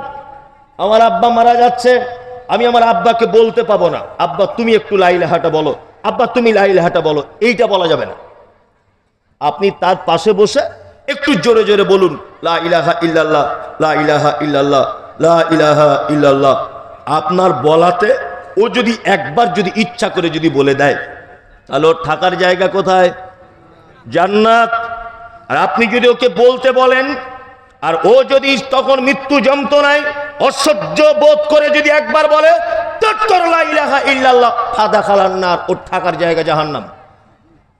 কারণ ও মরার আগে লা ইলাহাকে কি করলো? একদম ফেক করে দিল, লা ইলাহাকে তুচ্ছ মনে করলো, এই কারণে ওর থাকার জায়গা জাহান্নাম। এই দেখুন আপনাকে আমলের সতর্কতা বোঝাচ্ছি। এই বক্তব্যটা আমি কোন এক জায়গায় দিতে গিয়ে বলেছি যে আপনার আব্বা যখন মারা যাচ্ছে এতটুকু আল্লাহর নবীর পক্ষ থেকে পারমিশন, আল্লাহর নবীর পক্ষ থেকে এতটুকু পারমিশন, আপনি লা ইলাহা বলতে পারেন, আর কিচ্ছু নয়। আপনি আল্লাহর নবীর পারমিশন, আল্লাহর নবীর শেখানো আমল বাদ দিয়ে মাদ্রাসার 20 জন ছেলে ডেকে এনে চারিদিকে বসে সূরা ইয়াসিন পড়ো, সূরা রহমান পড়ো, সূরা ওয়াকিয়া পড়ো, দুলে দুলে সব ছেলে মেয়েরা কোরআন পড়ছে আব্বা মারা যাওয়ার সময়তে। আমি বলেছি কোরআন পড়া চলবে না। তা রিপিটে একজন বক্তা বক্তব্য দিতে গিয়ে বলছে কত বড় বদমায়েশের বেটা বদমায়েশ মমতাজুল, কোরআন পড়াটাও বলছে চলবে না। বলছে কোরআন পড়াও নাকি চলবে না? বিয়াদব, তুমি ইসলাম বোঝো? তুমি ইসলাম বোঝো? তুমি একটা কথা মাথায় রাখবেন, এখানে আমি যদি 100 কথা বলি, এই 100 কথা মিনিমাম 100 বার তদন্ত করে তবে বলছি। তারপরেও আমি মানুষ একটা কথা মিস হতে পারে, ভুলও হতে পারে। এখানে আমি বাড়ি থেকে বার হয়েছি দুপুর 12টা 10-এ গাড়ি ছেড়েছি খাওয়া দাওয়া করে, 12টা 10-এ গাড়ি ছেড়েছি, এখানে পৌঁছেছি 9টা 15-এ। ড্রাইভার মাঝখানে এক জায়গায় গাড়ি দাঁড় করিয়েছে, বাথরুমে গেছে আর চা পান করেছে 1 কাপ করে, আর কোথাও গাড়ি বিরতি দিইনি, এক নাগাড়ে চালিয়েছে। তা আমি গাড়িতে বসে বসে আজকের কি বক্তব্য দেবো এইসব তথ্যগুলো বারবার তদন্ত করি, বারবার তদন্ত করি, বারবার ভয় লাগে। জলসায় কোনো দামি সভাপতি বসে নেই তো, কোনো সাইকুল হাদিস বসে নেই তো, আমার এই কথাটা ঠিক হবে তো, এই কথাটা আমি বলবো আমার তদন্তটা ঠিক হচ্ছে তো, আমি 100 বার যাচাই বাছাই করে তবে কথা বলছি। আর আপনি গোলাম হোসেন কিছুই জানেন না, আর আপনি আমার কথা ভুল বলে দিলেন। আপনি কিছুই তদন্ত করতে জানেন না, কোনো পদ্ধতি জানেন না ইসলামের, আপনি একদম হুঁশমোটা করে বলে দিলেন না এটা ভুল। আমি বলেছি কোরআন পড়া চলবে না, শুধু এতটুকু চলবে, তার পাশে বসে বলবেন লা ইলাহা ইল্লাল্লাহ। তখন আমাকে বলছে কোরআন পড়াটাও বলছে চলবে না, কত বড় বদমায়েশ লোক। আমাকে বলছে আরে কোরআন বলেই যে সব জায়গায় পড়া যাবে, তোমাকে এ কথা কে বললো? কে বললো তোমাকে এ কথা? আপনাকে একটা কথা বলি, ইসলামের কিছু বিষয় অবস্থানের পরিবর্তন হলে জায়েজ আর না জায়েজ হয়ে যায়। অবস্থান পরিবর্তন হলে বলুন তো দেখি, জিলাপি খাওয়া জায়েজ না না জায়েজ? বলুন জায়েজ জিলাপি খাওয়া, তাই তো? ও ময়দা দিয়ে আর রস দিয়ে তৈরি হয়, মিষ্টির রস জিলাপি, ওটা খাওয়া জায়েজ। ওই জিলাপি কিনে যদি কেউ মাজারে মানত করে দেয় চলবে? চলবে না। জিলাপির কি দোষ? জিলাপির কি দোষ? শুধু স্থান পরিবর্তন হয়েছে বলে আর চলবে না। ফেরাউন লোকটা খারাপ না ভালো? ফেরাউন খারাপ। ওর নাম কেউ মুখে নিতে চায়? চাই না। কিন্তু আমি একটা কোরআনে আয়াত বলছি, আমার দিকে ফিরুন। জারাবাল্লাহু মাসালাল লিল্লাযিনা আমানু ইমরাতা ফিরাউন ইয ক্বালাত রাব্বি বিলি ইমদাকা বাইতান ফিল জান্নাতি ওয়া নাজ্জিনি মিন ফিরাউনা ওয়া আমালিহি ওয়া নাজ্জিনি মিনাল কওমিজ জালিমিন। আয়াতটা দেখুন, কবার ফিরাউনের নাম এসেছে আয়াতে? জারাবাল্লাহু মাসালাল লিল্লাযিনা আমানু ইমরাতা ফিরাউন। কবার? একবার। ইয ক্বালাত রাব্বি বিলি ইমদাকা বাইতান ফিল জান্নাতি ওয়া নাজ্জিনি মিন ফিরাউনা ওয়া আমালিহি। কবার? দুইবার। ফিরাউন লোক খারাপ, ফিরাউনের মতো নিকৃষ্ট মানুষ পৃথিবীতে আর কেউ ছিল না। আর কিয়ামত পর্যন্ত আল্লাহ ওর মতো মানুষ আর পয়দাও করবে না।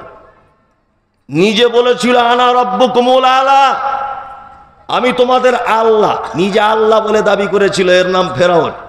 এত খারাপ লোক। আল্লাহ পৃথিবীবাসীর সামনে নিদর্শনাবলী রেখে দেওয়ার জন্য আজও পর্যন্ত মিশরের জাদুঘরে তার লাশ অক্ষত অবস্থায় রাখা আছে, তাই না? কিন্তু এই লোকের নামটা যখন কোরআন মাজিদে লিপিবদ্ধ হয়েছে, বলুন তো প্রত্যেক অক্ষরে 10টা করে নেকি হবে কি হবে না? হবে। লোক খারাপ, কিন্তু ফেরাউনের নাম কোরআনে এসেছে প্রত্যেক অক্ষরে 10টা করে নাকি। আবুল আহাব ভালো লোক ছিল না খারাপ লোক? খারাপ লোক ছিল আবুল আহাব। হ্যাঁ, নবীর দুশমন, নবীর সঙ্গে গাদ্দারি করেছে বেঈমান আবুল আহাব। কিন্তু আল্লাহ কোরআন মাজিদে বলেছে তাব্বাত ইয়াদা আবি লাহাবিউ ওয়া তাব্বা। এইখানে যে আবি লাহাবের নাম এসেছে প্রত্যেক অক্ষরে 10টা করে নাকি। ওটা 10টা। তার মানে পজিশন, পরিস্থিতি এদিক ওদিক হলেই নাকি আর গোনা। জিলাপি দিয়ে বোঝালাম, জায়েজ জিলাপি না জায়েজ হয়ে গেল মাজারে গিয়ে। ফেরাউন খারাপ লোক, কোরআনে চলে এলো, তার নাম সম্মান বেড়ে গেল। আবুল আহাব খারাপ লোক, কোরআনে তার নাম চলে এলো প্রত্যেক অক্ষরে 10টা করে নাকি, তাই না? এইবার আপনাদেরকে আমি বোঝাচ্ছি, ভালো করে বুঝুন। কোরআনে একটা সূরা আছে, 3 বার তেলাওয়াত করলে 1 বার কোরআন খতমের নেকি হয়। কোন সূরা? ইখলাস। মুখস্থ আছে কার কার? সবার? আলহামদুলিল্লাহ, ইখলাস, তাই না? এবার আপনি নামাজ পড়তে দাঁড়িয়েছেন, নামাজ পড়তে আল্লাহু আকবার, ফাতিহা শেষ, অন্য সূরা শেষ, আল্লাহু আকবার, রুকুতে চলে গেলেন।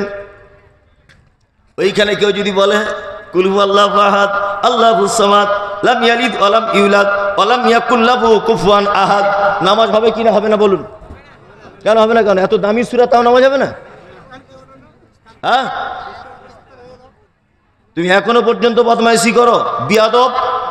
তুমি এখনো পর্যন্ত বলো মমতাজুল ইসলাম কোরআন পড়তে মানা করেছে মরা মানুষের কাছে। আরে কোরআন সব জায়গায় যদি পড়া যাবে, তো এইখানে কেন কুলহুটা পড়া যাচ্ছে না? এইখানে কেন কুল হুয়াল্লাহু আহাদটা পড়া যাবে না কেন? আয়াতুল কুরসি একটা দামি আয়াত, কেন সেজদাতে গিয়ে পড়া যায় না? কারণ আল্লাহর নবী ওইখানে পড়ার পদ্ধতির কথা বলেননি। তিনি ওইখানের ব্যাপারে বলেছেন কি সুবহান রাব্বিয়াল আযীম, সুবহান রাব্বিয়াল আলা, শেষ। তার মানে আপনি যত বড়ই হাফেজ হন আর মুফতি হন আর কারি সাহেব হন, কুলহু রুকুতে চলবে, সেজদায় চলবে না। এই যে আপনাকে বলেছি কোরআনে একটা আয়াত দিয়ে, মা আতাকুমুর রাসূল ফাখুযুহু ওয়া মা নাহাকুম আনহু ফাবতাগু। আল্লাহ বলছে আমলের দৃষ্টান্ত হবে নবী যেটা দেয় এটা গ্রহণ করো, নবী যেটা নিষেধ করে তার থেকে দূরে থাকো। কি বললাম বুঝলেন? প্রত্যেক আমল করার আগে তদন্ত করে আমল করতে হবে। ইনশাআল্লাহ করব, ইনশাআল্লাহ তদন্ত করে আমল করতে হবে। যদি তদন্ত করে আমল যদি না করেন, আল্লাহ বলেছে আমিলাতুন নাসিবা তাসলা নারান হামিয়া, আমল করেও তাদের থাকার জায়গা জাহান্নাম। খুব সাবধান। এবার আপনাদেরকে আমি এতক্ষণ যা বললাম, জমি রেডি করে নিলাম। এবার আমি কিছু ভালো আমলের কথা বলবো। ভালো আমল, আচ্ছা, আমি যদি কোরআন থেকে কিছু ভালো আমলের কথা বলি, আপনারা করতে পারবেন? ইনশাআল্লাহ পারবেন না? ফালতু হাত তুলেছেন সব, বেকার বেকার। এরকম কত জলসা ইনশাআল্লাহ বলেছেন বলুন? আর কত বক্তার বেলাতে ইনশাআল্লাহ বলেন আপনি? সব বক্তার বেলা দিতে বলেন, পরিবর্তন হয়েছে না, এই জলসা থেকে উঠেই। আর এ মুসলমানদেরকে হাদিস কোরআন বোঝানো যায়, যে মুসলমান কবর খুঁড়তে গিয়ে কবরের ভিতরে দাঁড়িয়ে বিড়ি টানে, এই মুসলমানকে আবার জান্নাত জাহান্নাম বলে বোঝানো যায়? আপনাদের এখানকার অবশ্য এরকম করে না, কেউ করে? যার বাপ মারা গেছে তাকে আবার বিড়ি কিনে দিয়ে আসতে হয়, যে ওরা কবর খুঁড়ছে, এক বান্ডিল বিড়ি দিয়ে দেশলাই কিনে দিয়ে। এই মুসলমানকে জান্নাত জাহান্নাম বলে বোঝানো যায়?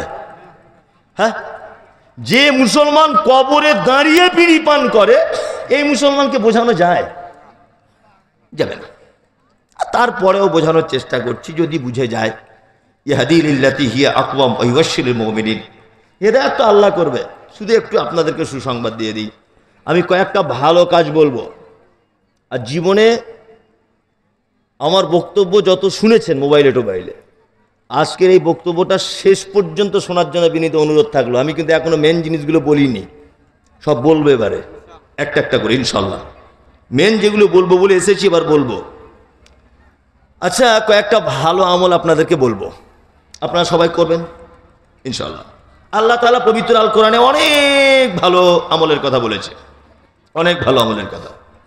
আমি কিন্তু বলছি পৃথিবীর সব থেকে ভালো মানুষকে, তার গুণ, তাই না? মাঝখানে আর একটা কথা বলি ভালো আমল বলার আগে। আল্লাহ বলেছে দুটো কাজ করলে ভালো হওয়া যায়, ঈমান আনলে আর ঈমান আনলে আর কি ভালো কাজ করলে। জি, এবার আল্লাহর নবী পৃথিবীর কাকে বেশি ভালো বলছে একবার দেখে নেওয়া যাক, 5 মিনিট দেখে নেওয়া যাক নবী কাকে ভালো বলছেন।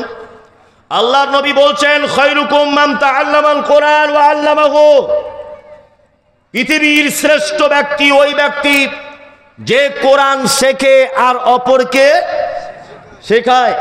এই আপনি মাঝে মধ্যে বলেন যে আমাদের ইমাম সাহেব ভালো লোক নয়, বলেন বলেন, আপনার পিঠের চামড়া উঠে যাবে কিয়ামতের মাঠে। আপনি মাদ্রাসার কোনো শিক্ষককে বলেন, কোনোদিন বলেছেন যে এই শিক্ষকটা ভালো না? তোমার চামড়া তুলে দিবে পাছার কিয়ামতের মাঠে। তুমি ভালো না বলার কে হে? আল্লাহর নবী সার্টিফিকেট দিচ্ছেন যে কোরআন শেখে আর অপরকে শেখায়, পৃথিবীর সব থেকে দামি লোক এই লোক। আল্লাহর নবী সার্টিফিকেট দিচ্ছে, তুমি কে? তুমি কে একটা আলেমের ভুল ধরতে যাচ্ছ? তুমি কে? তুমি একটা আলেমকে অপমান করার চেষ্টা করছো, তুমি সার্টিফিকেট দিচ্ছ কেন? আমাদের মাদ্রাসার শিক্ষকটা ভালো না, সার্টিফিকেট দেওয়ার রাইট তোমার নেই? আরে ও ভালো, পৃথিবীর চূড়ান্ত নবী যাকে দিয়ে ইসলামকে পরিপূর্ণ করে দেওয়া হয়েছে, এই নবী সার্টিফিকেট দিচ্ছেন পৃথিবীর দামি লোক যে কোরআন শেখে আর অপরকে শেখায়, সব থেকে দামি লোক। এরা যে কত দামি লোক এটা ও কেউ বুঝতে পারেনি, নরেন্দ্র মোদী বুঝতে পেরেছে। আপনাকে আমি দেখাই, যদি বোঝাতে না পারি আর এই এলাকাটা ঢুকবো না। আমরা বুঝতে পারিনি যারা কোরআনের শিক্ষা অর্জন করে এদের কত পাওয়ার, এটা নরেন্দ্র মোদী শুধু বুঝতে পেরেছে, মুসলমানরা বুঝতে পারেনি। কি বলছি বুঝতে পারছেন? আপনারা জানেন পার্শ্ববর্তী দেশ বাংলাদেশ এক নির্যাতনকারী সরকার তিনি ছিলেন, নাম মুসলিম শেখ হাসিনা। আলেমদেরকে ধরে ধরে জেলখানাতে বলেছে। আল্লামা দেলোয়ার হোসেন সাইদির মতো সব ওয়ার্ল্ড বিখ্যাত মুফাসসিরে কোরআনকে তিনি আয়না ঘরের ভিতরে ঢুকিয়ে সাজা দিয়েছেন। বাংলাদেশের প্রখ্যাত আলেম আব্দুর রাজ্জাক বিন ইউসুফ 5,000 কোটি টাকার মামলাতে ফেঁসেছেন। বাংলাদেশের প্রখ্যাত আলেম ডক্টর আসাদুল্লাহ গালিব দীর্ঘদিন যাবৎ তিনি জেল খেটেছেন।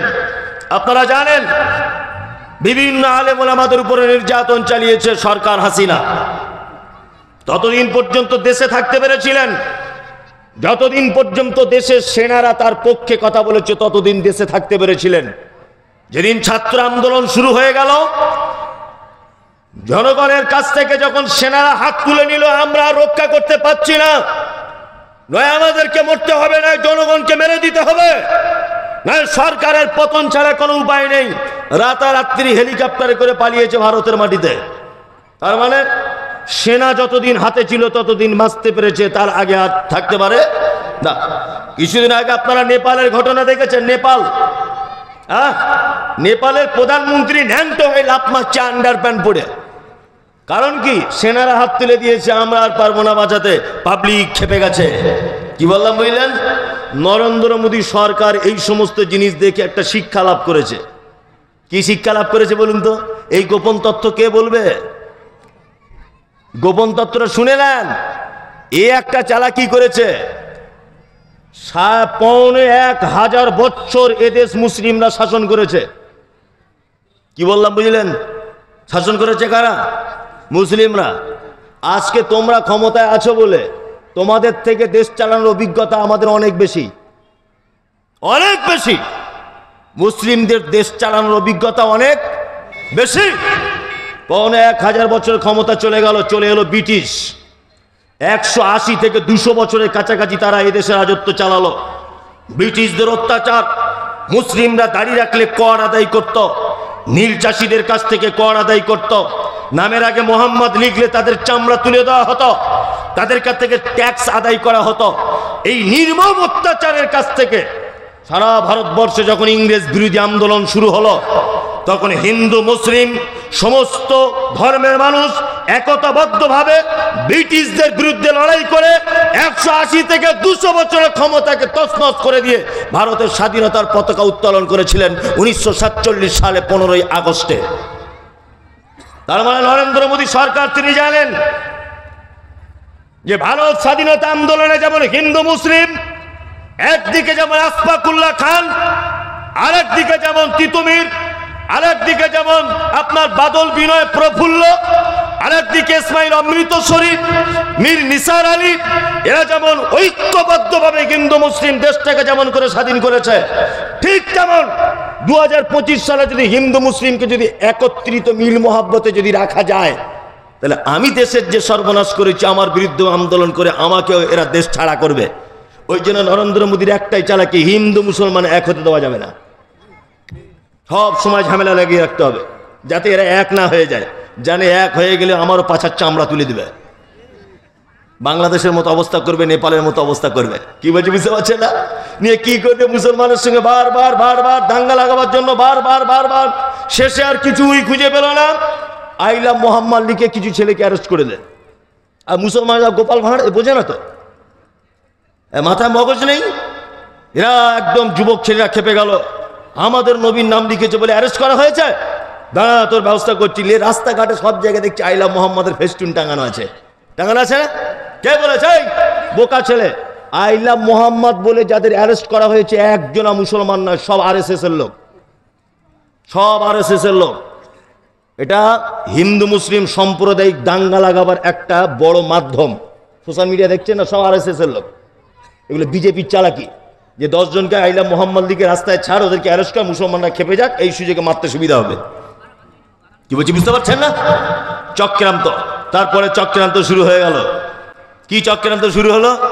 না, চক্রান্ত শুরু হয়ে গেল এসআইআর করে দিতে হবে, দিয়ে মালগুলোকে যারা এসছে বাইরে থেকে সব পার করে দিতে হবে। এখন আল্লাহ চক্রান্ত তো বড় চক্রান্ত, তাই না? এই যে শুভেন্দু অধিকারী, হ্যাঁ, শুভেন্দু অধিকারীর চামার, এই চামারের বেটা খুব বড় বড় লেকচার মারছিল। নিয়ে মেদিনীপুরে 250 পরিবারের নাম বাদ চলে গেছে, একজনা মুসলিম নয়, সব হিন্দু। না ঠালা সামলাও। বিহারের 4 লক্ষ লোকের নাম বাদ চলে গেছে, 4 লক্ষ, 3 জন রোহিঙ্গা, 78 জন মাত্র মুসলিম।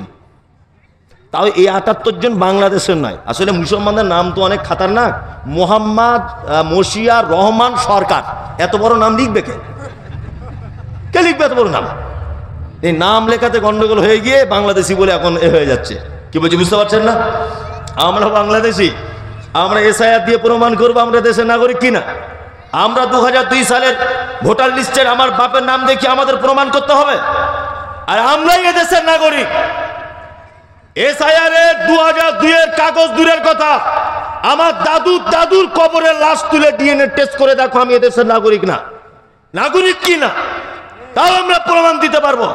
তোমরা এসেছো ওই দেশ থেকে, এখন ওই জন্য অসীম সরকার তোমার ভাষা ঠিক হয়নি। শুভেন্দু অধিকারী তুমি তো নিজে বলেছো আমার মা বাংলাদেশের লোক, তুমি তো নিজে বলছো। ভয় করবেন না, চিন্তা করবেন না, এসআইআর হবে না। আমি মমতাজুল ইসলাম এটা বলে দিয়ে গেলাম। যদি বলছেন এই এত বড় কথা আপনি বললেন, এ হবে যা সব ভুয়ো। এই বিহারে ভোট শুরু হয়েছে, হ্যাঁ, বিহারের ভোটের পরেই দেখবেন স্বরাষ্ট্রমন্ত্রী অমিত শাহ বলে দেবে এসআইআর করে লাভ নেই, কারণ উল্টো বুঝিল রাম।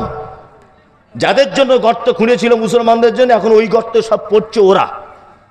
এই জন্য বলবো সে আবার করে লাভ নেই, দেখে নেবেন কিছুদিন পরে ঘোষণা করবে, অপেক্ষা করুন, চিন্তা করার কোনো বিষয় নেই, আর আপনারা চিন্তিত হবেন না। আমি যে কথা বলছিলাম যে আল্লাহর নবী কোরআন যারা শেখে তাদেরকে ভালো বলেছেন, এটা কেউ বুঝতে পারলো না, নরেন্দ্র মোদী বুঝতে পেরেছে। তার একটা প্রমাণ আপনাদেরকে বলি, সরকারি পক্ষ সর্বক্ষণ দেখবেন মাদ্রাসা মসজিদ ভেঙে দেওয়ার জন্য সব সময় রেডি থাকে না? মাদ্রাসা ভেঙে দেওয়ার জন্য চক্রান্ত করছে না? করছে। আর কিছুদিন আগে বক্তব্য রাখছিলেন একজন অমানুষ, নাম বলবো না, মানে মানুষের রক্তর গায়ে মনে হয় না, বক্তব্য রাখতে রাখতে বলছে যে মাদ্রাসা থেকে আরবি শিক্ষাটা তুলে দিলে হয় না? ভালো করে বুঝবেন, কোরআন আর পড়িয়ে লাভ কি? পশ্চিমবাংলায় এখানে তো কোরআনের কোনো ভ্যাকান্সি নেই, আরবিকের তো ভ্যাকান্সি কিছু নেই, এখানে তো এদেশে আরবিক চলে না, তা আরবিটা তুলে দিলেই হয়। তা আমি পাল্টা কলকাতা রানী রাসমণি রোডে ওর বিরুদ্ধে বক্তব্য দিয়ে এসেছি, যখন ওয়াকাফ বিল যখন পরিবর্তনের হয়, দেখেছেন হয়তো সোশ্যাল মিডিয়াতে আমাকে বিভিন্ন জায়গায় বক্তব্য দিতে। আমি একটা কথা বুঝিয়ে দিতে চেয়েছি যে পশ্চিম বাংলা থেকে যদি আরবি সিলেবাস যদি তুলে দেওয়ার প্রয়োজন হয় আপনারা দিতে পারেন, আপনাদের ক্ষমতা এখন হাতে আছে, আমাদের মাথা পেতে মেনে নিতে হবে, কিছু করার নেই। আমরা সংখ্যায় কম, আন্দোলন করেও কিছু করতে পারবো না, তেমন ফলাফল কিছু হবে না। তবে অন্ততপক্ষে ইতিহাসটা জেনে রাখা আপনাদের উচিত হবে। সারা পৃথিবীতে 57টি মুসলিম কান্ট্রি আছে, কটা? 57টি পিওর মুসলিম কান্ট্রি, 57টি। এর ভিতরে 23টি দেশ আছে, দেশের রাষ্ট্রীয় ভাষা হচ্ছে আরবি। রাষ্ট্রীয় ভাষা কি? আরবি। পিওর আরবিতে কথা বলে পৃথিবীর 23টা দেশ। তাহলে যে ভাষায় মুসলিমরা কোরআন তেলাওয়াত করে বা মাদ্রাসা আরবি পড়ায়, এই ভাষাটা পৃথিবীর কটা দেশে চলে? 23টা দেশে রাষ্ট্রীয় ভাষা। এবার আপনাদেরকে বলি, স্কুলে সংস্কৃত পড়ানো হয়?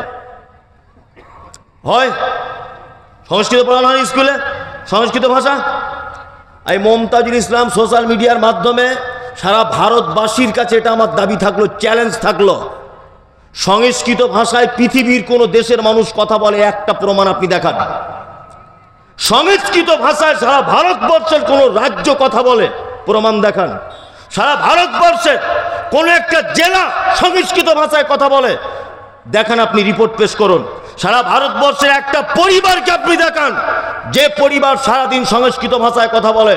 তাহলে সারা ভারতবর্ষের সংস্কৃত ভাষার কোনো অস্তিত্ব নেই, সারা পৃথিবীতে সংস্কৃতের কোনো অস্তিত্ব নেই।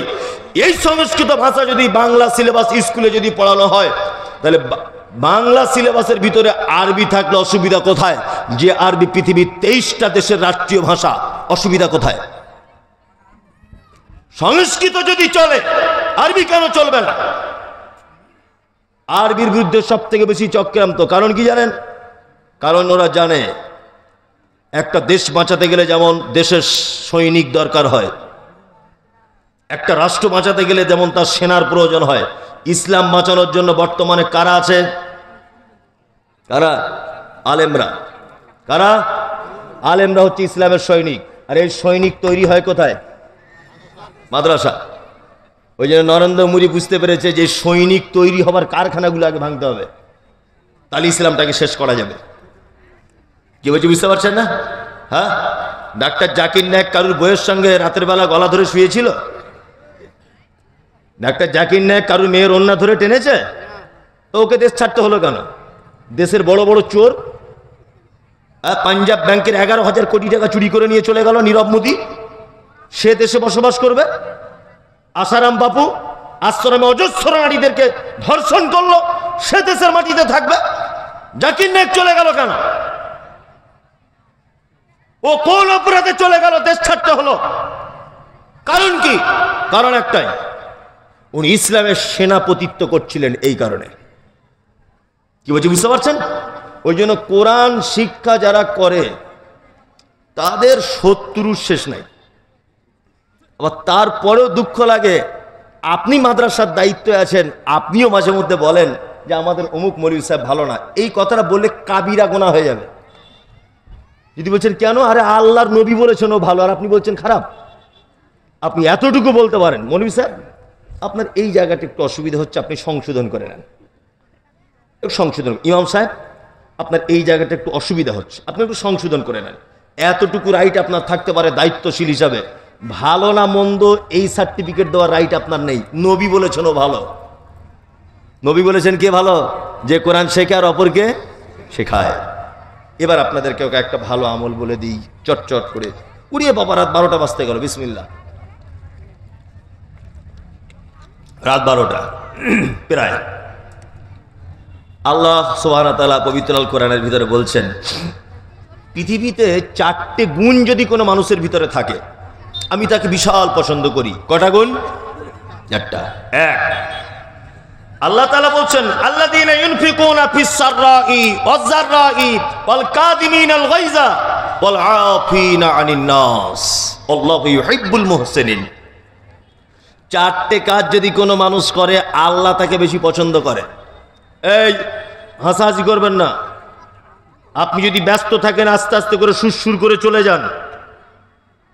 আমি এসেছি 10 ঘন্টা রাস্তা গাড়িতে বসে, তারপরে এসে বক্তব্য রাখছি। আপনার থেকে আমি অনেক ক্লান্ত বেশি। আর আপনার পাশে বাড়ি, আপনি এখনই গিয়ে ঘুমিয়ে যাবেন, আমাকে আবার 10 ঘন্টা ফিরে যেতে হবে। আপনি বেশি এদিক ওদিক করিয়েন না, চুপচাপ মেরে বসুন। কিছু তথ্য পেশ করছি, তথ্যগুলো নেন। মরে তো যাবেন, টাইম হয়ে গেছে, অন্তত কিছু তথ্য নিয়ে মরুন। আর কি বলবো আপনাকে? আল্লাহ সুবহানাহু ওয়া তাআলা বলছেন, যারা 4টে কাজ করে তাদেরকে ভালোবাসি। আলেম ওলামারা যারা আছেন আপনাদেরও শুনলে অনেক কাজ হবে। এক, যারা সচ্ছলতায় অসচ্ছলতায় দান করে আল্লাহ রাস্তায়। এই যে দানের বক্তব্য দেওয়ার স্পেশাল বক্তা আছে, ও দানের ভালো বক্তব্য দিতে পারে। আমি তো দানের বক্তব্য দিতে পারি না। আর দানের বক্তব্য শুনে শুনে কানে ঘা হয়ে গেছে না? মৌলভী সাহেবদের কাজ নেই, উঠেই শুধু দান করো, দান করো, রব্বানা আতিনা, ও আল্লাহ দয়াময় হাবিজাবি, অনেক কিছু, শুধু দান করো আর দান করো। আমাদের গ্রামে একটা লোক ঈদের নামাজ পড়তে যায়নি, ঈদের নামাজ পড়তে যায়নি। তা আমার চাচা হয় সম্পর্কে, তা ওকে বলছি, চাচা তুমি ঈদের নামাজ পড়তে গেলে না কেন? বলছে বাপ খুব দুঃখতে যায়নি। বলছে কেন? বলছে বাড়ি ঢুকলে বউ বলে এটা আনো সেটা আনো, ভয়ে মায়ের সাথে বাড়ি ঢুকতে পারি না। রমজান মাসে 2টো মেয়ের বিয়ে দিয়েছি, নাতিপুতি সবাই ফোন করে বলছে নানা এটা দাও ওটা দাও, সব জায়গায় চাওয়াচাবি। মানে রমজান মাস টোটালে আমার কাছে লোক চাইছে, গরিব ফকির মিসকিন সবাই। তা আমি যে একটু আল্লাহর ঘরে ঈদের দিনে গিয়ে চাইবো ঈদগাহে যে আল্লাহ আমায় কিছু টাকা পয়সা দাও, শালা ইমাম সাহেবরাও দেখছি নামাজের পরে বলছে মসজিদের উন্নতি কল্পে দাও। তা কোন জায়গায় কি আমি চাইবো? ওই জন্য আর নামাজ আর পড়তে যাই না। কি বললাম বুঝলেন? যে চাওয়ার জায়গাটাও তো বন্ধ, ওই দুঃখে আর আমি নামাজ পড়তে যাই না। তা আমরা দানের বক্তব্য এমন দিয়েছি, এ দানের বক্তব্য আর ভালো লাগে না। এই মমতাজুল ইসলাম মাদ্রাসার কালেকশনের জন্য বলছি না, আল্লাহর কসম, দান সম্পর্কে কিছু এমন তথ্য আপনার সামনে আমি পেশ করছি, এই তথ্যগুলো শুনলে আপনার গায়ের লোম খাড়া হয়ে যাবে এখনই, যে আপনি সব কি শোনাচ্ছেন আমাদেরকে। শুনুন একটা একটা করে, দান কত গুরুত্বপূর্ণ জিনিস। আচ্ছা, আমরা দুনিয়াতে কিছু ভুল করি, আর সেই ভুলের সাজা বা সেই ভুলের কাফারা দুনিয়াতেই হয়। এরকম কিছু ভুল আছে না নেই? আছে। 2-4টে ভুল আপনাদেরকে দেখাই। আপনার স্ত্রীর সঙ্গে দুপুরবেলা ঝামেলা হয়েছে, দুপুরে বক্তব্য এতক্ষণ সব ভুলে যান, আমার আপত্তি নেই, এই জায়গাটা ভুলবেন না। আপনার স্ত্রীর সঙ্গে ঝামেলা হয়েছে দুপুরবেলা,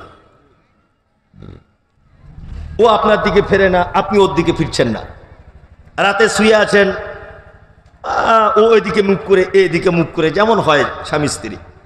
তা আধ ঘন্টা পরে কি আল্লাহর পক্ষ থেকে একটা ভালোবাসা জন্ম হয়েছে, আর দুজনে আবার মোটামুটি প্রীত জমে গেছে। প্রীত হয়ে যাওয়ার পরে সকালে উঠে, তার আগে ঝগড়া যখন হচ্ছে দুপুরবেলা, আপনি এখন বলেছিলেন আল্লাহর কসম বলছি তোর মায়ের বাড়ি জীবনে যাব না। ঝগড়া করতে করতে আপনার বউকে বলেছিলেন আল্লাহর কসম তোর মায়ের বাড়ি যাব না। রাতের বেলা প্রেম ভালোবাসা হয়ে গেছে, সকালবেলা উঠে বলছে ফেরদাউস ফরিদা তোকে একটা কথা বলবো, রাগ করিস না, কালকে যে বলেছিলাম আল্লাহর কসম তোর মায়ের বাড়ি যাব না, তাও সব রাগ টাগ বাদ দে, চল মোটরসাইকেলটা বার করি দুজনে গিয়ে ঘুরে আসি। না, আপনি আবার নির্লজ্জের মতো চলে গেলেন মোটরসাইকেল নিয়ে ওর মায়ের বাড়ি। আচ্ছা, এই যে আল্লাহর কসম দিয়েছিলেন আমি যাব না, আবার নির্লজ্জের মতো চলে গেলেন, আচ্ছা বলুন তো দেখি, এই কসমের কাফফারা আছে না নেই? আছে। কি কাফফারা বলুন একজন, কেউ জানেন?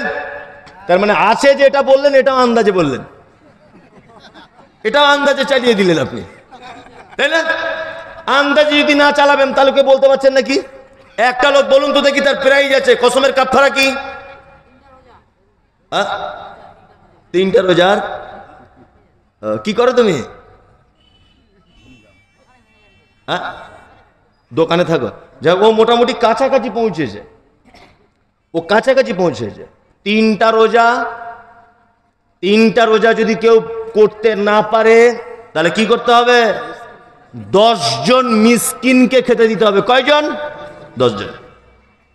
তাহলে কসম আপনি রাখতে না পারলে, আপনার তো মোটামুটি যে কসম আপনার করা আছে সারা জীবন রোজা রেখেও শেষ হবে না। কথায় কথায় আমার নানির কসম, আমার মায়ের কসম, আমার বাপের কসম, আমার বইয়ের কসম, তোর মাথায় হাত দিয়ে বলছি, আমি কাবার দিকে ফিরে বলছি, সূর্যের দিকে ফিরে বলছি, মাটিতে দাঁড়িয়ে বলছি, সে বলি না আমরা? বলি। শুনুন, আল্লাহ ছাড়া কারো নামে কসম করা চলবে না। কসম যদি কেউ করে শিরক। আল্লাহ ছাড়া কারো নামে কসম করা চলবে না। যদি কেউ করলো তাহলে সে শিরক করলো। আল্লাহ কি বলছে? ইন্নাল্লাহা লা ইয়াগফিরু আন ইউশরাকা বিহি ওয়া ইয়াগফিরু মা দুনা যালিকা লিমান ইয়াশা। পৃথিবীর সব গুনাহ মাফ করে দিতে পারি ইচ্ছা করলে, শিরকের গুনাহ আমি কখনো মাফ করি না। শিরক কসম যদি এমার্জেন্সিতে করতেই হয়, কার নামে? আল্লাহ। তাহলে কসমের কাফফারা জেনে গেলাম, 10 জন মিসকিন খাওয়াতে হবে, 3টা রোজা রাখতে হবে। তাহলে কাফফারা কি দিয়ে হলো? 10 জন মিসকিনকে দান করতে হবে আর 3টে নফল রোজা রাখতে হবে। এখানে কেউ আছেন যে হজ করতে গেছেন বা যাবেন, 2-1 বছরের মধ্যে নিয়ত করেছেন? কেউ আছেন? 2-4 বছরের নিয়ত আছে হজে যাবার? নাই। তা এই এলাকার মানুষ, অনেক মানুষ আমার সাথে ওমরাতে গেছে মক্কাতে, এই 20 দিন আগে ফিরেছে কিছু লোক, আপনাদের এলাকাতেই বাড়ি, যাই হোক আমাদের ট্রাভেলস থেকে গেছে। তা আপনাদেরকে একটা কথা বলি, হজ করতে গেলে, ওমরা করতে গেলেন, ওমরা, হজ বাদ দেন, ওমরা করতে গেলে কাবাকে 7 বার ঘুরলে, 1 বার তাওয়াফ বলে, 7 বার ঘোরা হয়ে গেলে মাকামে ইব্রাহিমকে সামনে রেখে 2 রাকাত নামাজ পড়তে হয়। মাকামে ইব্রাহিমে 2 রাকাত নামাজ হয়ে গেলে পাশে জমজমের পানি আছে, জমজমের পানি পান করতে হয়। জমজমের পানি পান করা হয়ে গেলে আল্লাহ কোরআনে বলেছে, ইন্না সাফা ওয়াল মারওয়াতা মিন শাইরিল্লাহ। আল্লাহ বলেছেন সাফা মারওয়া আমার নিদর্শনাবলীর ভিতরে 2টি নিদর্শনাবলী পাহাড়। সাফা পাহাড় থেকে তওয়াফ সাই করা শুরু করতে হবে, এইভাবে 7 বার ছুটে আসতে হবে, শেষ করতে হবে মারওয়া পাহাড়ে। তারপরে আপনাকে মাথা নেড়া করতে হবে, আপনার উমরা শেষ। হজ যদি হয় আপনাকে কুরবানি করা লাগবে, আপনাকে জামারাতে পাথর মারতে হবে, আপনাকে মুজদালিফায় অবস্থান করতে হবে, আপনাকে অপরাধের জরিমানার কথা দেখাচ্ছি। হজের কোন রুকুন যদি আপনার ছুটে যায়, কাবা 7 বার ঘোরাকে একটা তওয়াফ বলে, ভুল করে 6 বার ঘুরেছেন। সাফা মারওয়া 6 বার নয় 7 বার দৌড়াতে হয়, ভুল করে আপনি 6 বার দৌড়িয়েছেন। কুরবানি দিতে হয় হজের সময়তে, কোনো কারণে মিস্টেক হয়ে গেছে, কুরবানি দিতেই আপনি পারেননি। আল্লাহ তাআলা বলছে হজের কোন রুকুন ছুটে গেলে, এই হাজী সাহেব, মক্কায় থাকা অবস্থায় দান করো, সাদাকা করো। সাদাকা করার সুযোগ যদি না পাও, মক্কায় থাকা অবস্থায় 3টে রোজা রাখতে হবে। কটা? 3টা।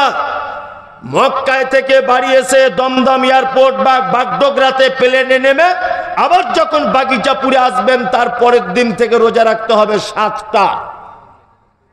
এটা হচ্ছে হজের কোনো কিছু ভুল হলে তার জরিমানা। ওখানে থাকা অবস্থায় প্রথম অপশন দান করতে হবে, দ্বিতীয় অপশন 3টে রোজা রাখতে হবে মক্কায় থাকা অবস্থায়, তৃতীয় অপশন বাড়িতে এসে 7টা রোজা রাখতে হবে, 10টা রোজা রাখতে হবে, জরিমানা। কি বলছি বুঝতে পারছেন? তাহলে হজের জরিমানা আল্লাহ তাআলা 2টো জিনিস দিয়ে করেছেন। কি দিয়ে? রোজার দান, রোজার দান, তাই না? এইবার আর একটা জরিমানা আপনাদেরকে দেখাই। এ দানের বক্তব্য কে রাখবে? এ দানের বক্তব্য শুনলে আপনার বিবেক অনেক কিছু পাবে, যে এই দানের সম্পর্কে তো আমার জানা ছিল না এগুলো। এবার আপনি আর একটা জিনিস জানুন। নতুন বিয়ে করেছে তো বুঝে কম, বউ পাগলা ছেলে, হঠাৎ করে এখন ওর স্ত্রী হাতগুলোকে ধরছে আর বলছে, নাসিমা তোমায় একটা কথা বলবো। হচ্ছে কি বলো? তো বলছে, তোমার হাতটা অনেকটা আমার মায়ের মতো দেখতে, বলে দিয়েছে ওর বউকে। আচ্ছা কারিমা, তোমাকে একটা কথা বলবো। কি? তুমি যখন ওই মানে চলো না রাস্তা দিয়ে, অনেকটা আমার মায়ের মতো লাগে। তোমার পিঠ, তোমার পেট, তোমার চোখ, তোমার নাক, এগুলো না অনেকটা আমার মায়ের মতো, অনেকটা মিল আছে। আচ্ছা কেউ যদি তার বউয়ের কোনো অঙ্গ প্রত্যঙ্গ মায়ের সাথে তুলনা করে দেয়, বলুন তো এটা পাপ কি পাপ নয়? পাপ। এটা কি নর্মাল পাপ না খুব মানে ভিআইপি পাপ? সাংঘাতিক ব্যাপার। এ পাপ যদি দাঁড়ি পাল্লাতে তোলা হয় তো দড়ি ছিঁড়ে পাল্লা চলে আসবে। এর যদি জরিমানাটা আপনি শোনেন, জরিমানাটা শুধু, আল্লাহু আকবার। এইটাকে কোরআনের ভাষায় বলা হয় জিহার। কোরআন মাজিদে আল্লাহ সুবহানাহু ওয়া তাআলা একটা সূরা অবতীর্ণ করেছেন। সূরাটির নাম হচ্ছে সূরা মুজাদালা। আল্লাহ বলছেন, কদ সামিআল্লাহু কাওলাল্লাতী তুজাদিলুকা ফি জাওজিহা ওয়া তাসতাকি ইলাল্লাহ। এই সূরাটা একবার বাংলা অনুবাদ করে দেখে নেবেন। এটা একটা স্বামী স্ত্রী, এই ঘটনাকে কেন্দ্র করে অবতীর্ণ হয়েছে সূরাটা। কি বলছে বুঝতে পারছো? আরবিতে কি বলা হয়? জিহার বলা হয়। এইবার একটা কথা বলি, আপনার স্ত্রীকে বলেছেন তোমার হাত আমার মায়ের মতো, তোমার চোখ দুটো আমার মায়ের মতো, শুধু এতটুকু আপনি বলে দিয়েছেন, এতটুকু। আল্লাহ জরিমানা করছেন কি? ফাতাহরিরু রাকাবাতিন মিন ক্বাবলি আন ইয়াতামাসসা। নিজের টাকা দিয়ে একটা গোলাম কিনে আজাদ করো, তারপর বইয়ের গায়ে হাত দাও, তার আগে নয়। নিজের টাকা দিয়ে গোলাম কিনে আজাদ করতে হবে, তারপরে স্ত্রী গায়ে হাত দিতে হবে। মমতাজুল সাহেব গোলাম কেনার টাকা নাই, তাহলে কি করব? আল্লাহ বলছেন, ফামান লাম ইয়াজিদ ফাসিয়ামু শাহরাইন মুতাতাবিআইন মিন ক্বাবলি আন ইয়াতামাসসা। পর পর জরিমানার দ্বিতীয় অপশন, 60টা রোজা রাখতে হবে। কটা? বইয়ের সঙ্গে এই কারবার করার ফলে রোজা করছেন, ঠিক 58টা রোজার দিন একটা রোজা ভেঙে গেছে, আবার প্রথম থেকে শুরু। আলেম ওলামারা তো আছে এখানে, বলবে আমি তো ভুল বলি। কারা আছে আলেম ওলামা? আপনিও তো। মিন ক্বাবলি আন ইয়াতামাসসা, আল্লাহ বলছে তারপরে গায়ে হাত দিবে। শাহরাইনে মুতাতাবিআইন মানে কি? পায়ে দর পায়ে, বিরতি ছাড়া, বিরতি ছাড়া, কোনো বিরতি চলবে না মাঝখানে। কটা রোজা? 60টা। তাহলে বউয়ের সঙ্গে সংসার করাও খুব কঠিন। তোমরা যারা বিয়ে করেনি জেনে নাও, এটা কাজে লাগবে। বউয়ের কোনো অঙ্গ প্রত্যঙ্গ মায়ের সাথে কখনো তুলনা করবে না। বউ বউয়ের জায়গায়, মা মায়ের জায়গায়, তাই না? ইয়ার কি করেও বলবে না। তাহলে প্রথম হলো গোলাম আজাদ করা, আর দ্বিতীয় কি হলো? 60টা রোজা। মমতাজুল সাহেব এটা তো বড় কঠিন, 60টা রোজা করবো। আমি তো রমজানেরই 30টা পারি না, রমজানেরই তো 30টা পারি না, তো 60টা করবো কি করে? আল্লাহ আবার তৃতীয় অপশন দিচ্ছেন, ফাইলাম ইয়াস্তাতি ফাইতামু সিত্তিনা মিসকিন। তৃতীয় অপশন হচ্ছে 60 জন মিসকিনকে খেতে দাও। কতজন? 60 জন ফকিরকে খেতে দিতে, মিসকিনকে খেতে দিতে হবে, দান সাদকা করতে হবে। কতজনকে? 60 জন। আপনাকে আমি যে 3টে ভুলের জরিমানা দেখালাম, এই ভুলের জরিমানাগুলো বেশিরভাগ কি দিয়ে? দান বা সাদকা, তাই না? সাদকার সিয়াম, রোজা। তার মানে বুঝতে পারা যাচ্ছে অত্তর হাদিস এবং কোরআন থেকে যে আল্লাহ কোনো মানুষকে সব থেকে বেশি যে পদ্ধতিতে ক্ষমা করেন, দানের মাধ্যমে ক্ষমা করেন, তাই না? আল্লাহর নবী কি বলছেন? আল্লাহর নবী বলছেন, ইত্তাকুন নার, তোমরা জাহান্নাম থেকে বাঁচো, ওয়ালাউ বিশিক্কি তামারিন, কিছুই নেই জাহান্নাম থেকে বাঁচা। এই খাজুর খাচ্ছিলে, খাজুর, খাজুর খেতে খেতে যদি একটা খাজুরের টুকরো তোমার হাতে যদি অবশিষ্ট থাকে, ওইটাকেও তুমি আল্লাহর রাস্তায় দান করো, তার বিনিময়ে তুমি জাহান্নাম থেকে বাঁচো। তাহলে জাহান্নাম থেকে বাঁচার একেবারে শেষ উপায় কি হলো? খাজুরের টুকরা দিয়ে হলো জাহান্নাম থেকে বাঁচতে হবে। এইবার আপনাকে আর একটা কথা আপনাকে বলি, এই আপনাদের পাড়া গ্রামে যখন কোনো লোক মারা যায়, মারা যাওয়ার আগে 2-4 মিনিট আগে কি করে? কি করে? তার বড় বেটা আছে, এসে একটু পানি নিয়ে চামচে করে বলে, আব্বা একটু একটু শেষ পানিটা খাও, বলে না? মেয়ে ছুটে ছুটে এসেছে আবাদপুর থেকে, বড় মেয়ে নাসিম এসে বলছে, আব্বা দুটো বেদানা নিয়ে এসেছি, শেষবারের মতো বেদানার রসটা খাও, বলে কি বলে না? ও কি মরার আগে বেদানা খাবার জন্য কাঁদছে? বাবার জন্মে বেদানা খাই নাই, ও কি তখন বেদানা চায়? আল্লাহু আকবার। যদি আপনি কোরআনের আয়াতটা শোনেন আপনার দিমাগ ঘুরে যাবে, এ কি আয়াত! আল্লাহর নবী বললেন, একজন ঈমানদার মানুষের আত্মাকে যখন বার করে নেওয়া হয়, বিশ্ব নবী বললেন, সারা পৃথিবীতে যত মানুষ মালাকুল মওতের সঙ্গে সাক্ষাৎ করে, মৃত্যুর আগে নিজে চোখে মালাকুল মওতকে সে দেখতে পায়।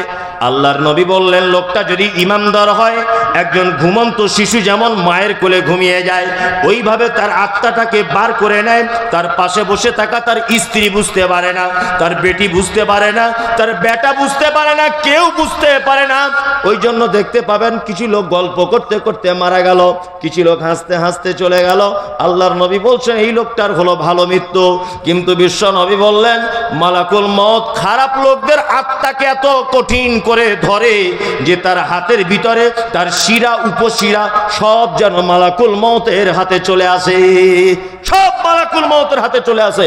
আর ও লোক মৃত্যু যন্ত্রণায় ছটফট ছটফট করে।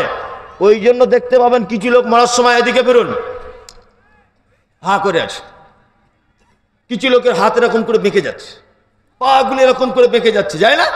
বিশ্বনবী বললেন, লোকটা যদি ভালো হয়, তার আত্মাটাকে এত সহজ করে বার করা হয় যে সে যেন ঘুমন্ত শিশুর মতো মায়ের কোলে যেন ঘুমিয়ে যায়, কিছুই বোঝা যায় না। আর লোকটা যদি খারাপ হয়, মালাকুল মওত এত কঠিন করে তার আত্মাটাকে ধরে যে মালাকুল মওতের হাতে যেন তার শিরা উপশিরা সব যেন ছিঁড়ে যেন চলে আসে।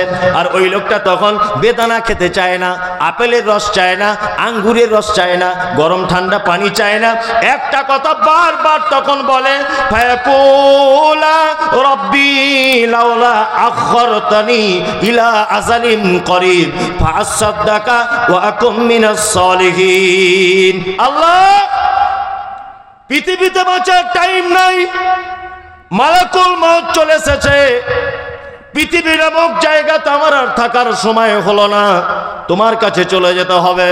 দয়াময় আল্লাহ, আমাকে কিছু টাইম দাও, আমাকে কিছু সময় দাও, আমি দুনিয়াতে আর একবার যাই, ফাআসাদদাকা ওয়া আকুম মিনাস সলিহিন, আর যাবার পরে কিছু দান করে আসি আর ভালো মানুষদের অন্তর্ভুক্ত হয়ে যাই।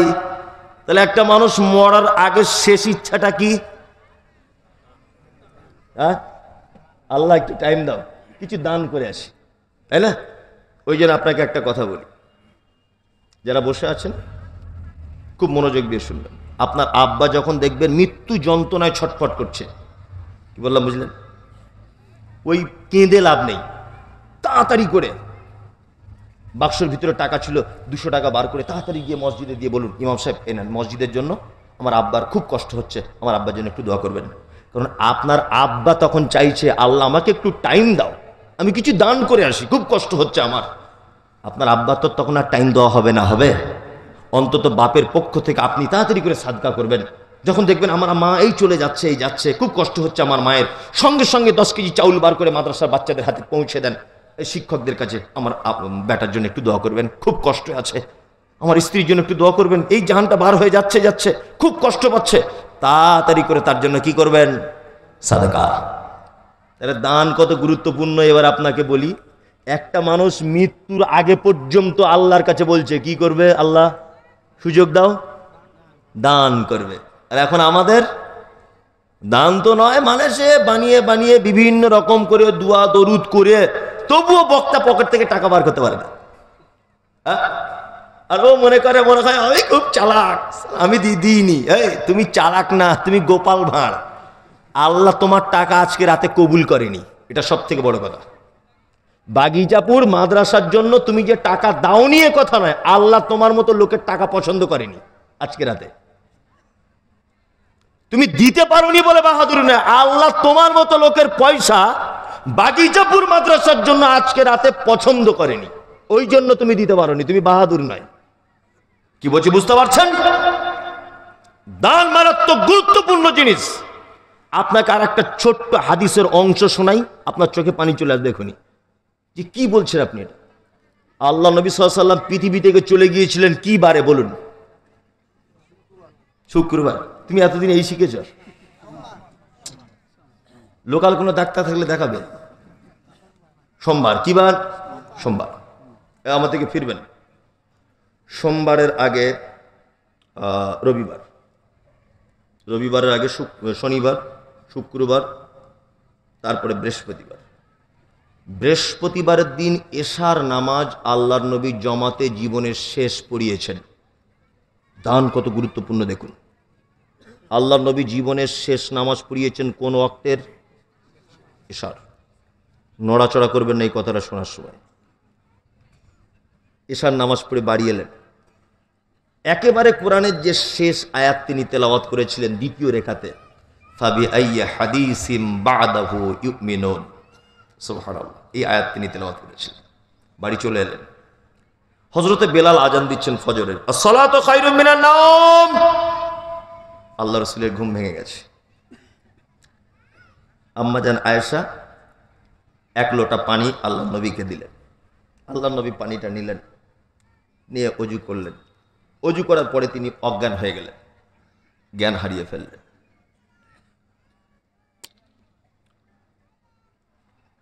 আম্মাজান আয়েশা আল্লাহ রসুলকে তোলার চেষ্টা করলেন, তিনি উঠতে পারলেন না। কিছু সময় পর আল্লাহ নবী সাল্লাল্লাহু আলাইহি ওয়াসাল্লামের হুঁশ চলে এলো। আম্মাজান আয়েশা আবার আল্লাহ নবীকে পানি দিলেন, অজু করলেন। অজু করার পর তিনি ওঠার চেষ্টা করছেন, পারছেন না, আবার জ্ঞান চলে গেল, মানে অজ্ঞান হয়ে গেলেন। তৃতীয়বার জ্ঞান এলো। আয়েশাকে ইশারা করছেন, আয়েশা এদিকে এসো। আয়েশা বুঝতে পারছেন যে আল্লাহ নবী মনে হয় মেসওয়াক, দাঁতন করতে পছন্দ করতেন, তিনি দাঁতন চাইছেন। আম্মাজান আয়েশা একটা মেসওয়াক নিয়ে আল্লাহ নবীকে দিলেন, নিজে মুখে চিবিয়ে নরম করে আল্লাহ নবীর গালে দিলেন, সুবহানাল্লাহ। অজুর পানি দিলেন। তখন আল্লাহ রাসূল সাল্লাল্লাহু আলাইহি ওয়াসাল্লাম জীবনের পড়ন্ত বিকালে অশ্রু ঝরা চোখে আয়েশাকে ডেকে বলছে, আয়েশা আমি আর মসজিদে নববীতে যেতে পারবো না, তুমি এক কাজ করো, তোমার আব্বা আবু বক্করকে বলো ইমামতি করতে যেতে, আমি মনে হয় জীবনে আর কোনোদিন নববীতে ঢুকতে পারবো না। আব্বাজান আয়েশা বলছেন, আল্লাহ রাসূল আপনি তো আমার কাছে আছেন এখন, আর আমার আব্বাকে আপনি ইমামতি করতে যেতে বলছেন। অন্যান্য স্ত্রীরা ভাববে যে আমি হয়তো আপনাকে শিখিয়ে দিয়েছি, আমার আব্বা ইমামতি করুক। তা আমার আব্বাকে বাদ দিয়ে অন্য কানো সাহাবীকে বললে হতো না? তখন আল্লাহ রাসূল সাল্লাল্লাহু আলাইহি ওয়াসাল্লাম বলছেন, আয়েশা এই তুমি কি বনী ইসরাঈলদের মতো মহিলাদের মতো ফিতনা লাগাতে চাইছো? আমি যেটা বুঝি তুমি কি সেটা বোঝো? পৃথিবীতে যদি কাউকে আমি বন্ধু রূপে গ্রহণ করতাম তোমার আব্বা আবু বক্করকে করতাম। পৃথিবীতে সত্যবাদী হিসাবে যদি আমি কাউকে দেখতে চাই তোমার আব্বা আবু বক্করকে পেয়েছি। আবু বক্কর, তুমি যে আবু বক্করকে বলো, আবু বক্কর মানে নরম হৃদয়ের মানুষ, এত নরম হৃদয়ের মানুষ হযরত আবু বক্কর, এত ইনসাফ, আল্লাহু আকবার। মানে আমি এসব কথা বলতে গেলে নিজে ইমোশনাল হয়ে যাই, বলতে পারি না।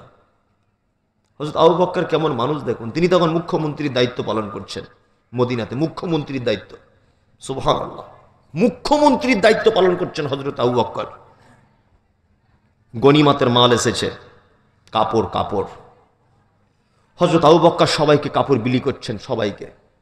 তারপরের দিন জুম্মার দিন হযরত আবু বক্কর জুম্মাতে খুতবায় উঠেছেন, দাঁড়িয়েছেন, দুইটা নতুন কাপড় পরে দাঁড়িয়ে আছেন, দুটা, একটা কাপড় লুঙ্গির মতো পরেছেন, একটা গায়ে দিয়েছেন। খুতবায় বসে আর দাঁড়িয়েছেন, সেই সময় মুসল্লিরা বলছে, আবু বক্কর খুতবা তোমার আগে এই বিচার হবে, আপনি আমাদেরকে একটা করে কাপড় দিলেন, আর আপনি মুখ্যমন্ত্রী খলিফা, আপনি কেন দুটো নতুন কাপড় পরে খুতবায় উঠলেন? এই জবাবটা আগে দেন। কেন আপনি আপনি দুটো নতুন কাপড় কোথায় পেলেন? একটা কাপড় বেশি নিলেন তার মানে? হযরত আবু বকর রাদিয়াল্লাহু তাআলা আনহু মেম্বারের উপরে ছত্তর করে কাঁপছেন। এই কি প্রশ্নের সম্মুখীন হলাম? সাহাবীগণ যখন বারবার বলছে খুতবা পড়ে দেবেন আপনি, আগে বলুন আপনার পরনে দুটো নতুন কাপড় কোথা থেকে এলো? বারবার যখন বলছেন, হযরত আবু বকরের বেটা মসজিদের ভিতরে বসেছিলেন, তিনি তখন উঠে বলছেন, হে আল্লাহর নবী, সাহাবীগণ, তোমরা মানুষের ব্যাপারে ভুল ধারণা করো না। আমার আব্বা এমন এক নেতা, আমার আব্বা এমন একজন খলিফা, আমার আব্বা ফোরাত নদীর তীরে যদি একটা গৃহপালিত পশু যদি মারা যায়, তবু আল্লাহর দরবারে হিসাব দিতে তিনি ভয় করেন। আমার আব্বার পরনে তোমরা যে দুটো কাপড় দেখতে পাচ্ছ, একটা কাপড় আমি আব্দুল্লাহ যেটা ভাগে পেয়েছিলাম, আমার আব্বা লম্বা চওড়া মানুষ, একটা কাপড় আমার আব্বার হচ্ছিল না, ওই জন্য আমার কাপড়টা আমি না পরে আমার আব্বাকে দিয়েছি। আমার বাপ বেটা দুজনের কাপড় পরে আমার আব্বা খুতবা দিতে উঠেছে। আমার আব্বা বেইনসাফি লোক নয়, আমার আব্বা দুটো কাপড় নেয়নি, একটাই কাপড় নিয়েছে, এর নাম আবু বকর, এর নাম আবু বকর। আল্লাহ নবী আয়েশাকে বলছেন, ডেকে আয়েশা, তোমার আব্বাকে তুমি একবার বলো ইমামতি করতে যেতে। হযরত আবু বকর নরম হৃদয়ের মানুষ, মসজিদে নববীর জানলা খুলে হযরত আয়েশা, কে? আমি আয়েশা। কি বলছো মা? আল্লাহ নবী আর নববীতে যেতে পারবেন না, আপনি ইমামতি করুন। হযরত আবু বকর এই কথা শুনে হাও হাও করে কাঁদছেন বাচ্চা ছেলের মতো, যে আল্লাহ নবী আসতে পারবেন না, নবীর উপস্থিতিতে আমি ইমামতি করব কেমন করে? হযরত আবু বকর আল্লাহ নবী সাল্লাল্লাহু আলাইহি ওয়াসাল্লাম বেঁচে থাকা অবস্থায় 17 ওয়াক্তের ইমামতি করেছেন। কত ওয়াক্তের? 17 ওয়াক্তের তিনি ইমামতি করলেন। অঝর নয়নে তিনি কাঁদছেন। বৃহস্পতিবার চলে গেল, শুক্রবার চলে গেল, শনিবার চলে গেল, রবিবারের দিন আল্লাহ নবী সাল্লাল্লাহু আলাইহি ওয়াসাল্লাম একটু সুস্থ হলেন। আয়েশাকে ডেকে বলছেন, আয়েশা, তুমি একবার মাথাটা তুলে দেখাবে মসজিদে নববীর অবস্থাটা কি? আম্মা জানা আয়েশা আল্লাহ নবীর আস্তে আস্তে করে মাথাটা তুললেন, মসজিদে নববীর দিকে করে দিলেন। আল্লাহ নবী সাল্লাল্লাহু আলাইহি ওয়াসাল্লাম নববীর দিকে তাকিয়ে হাও হাও করে কাঁদছেন। আম্মা জানা আয়েশা বলছেন, আল্লাহ রাসূল, আপনি হঠাৎ করে কাঁদছেন কেন? কান্নার কারণ কি? আল্লাহ রাসূল বলছেন, আমার জীবনের সবথেকে কঠিন দুটো দিন, আমার জীবনের সবথেকে কঠিন দুটো দিন, আমার জীবনের সবথেকে কঠিন দুটো দিন।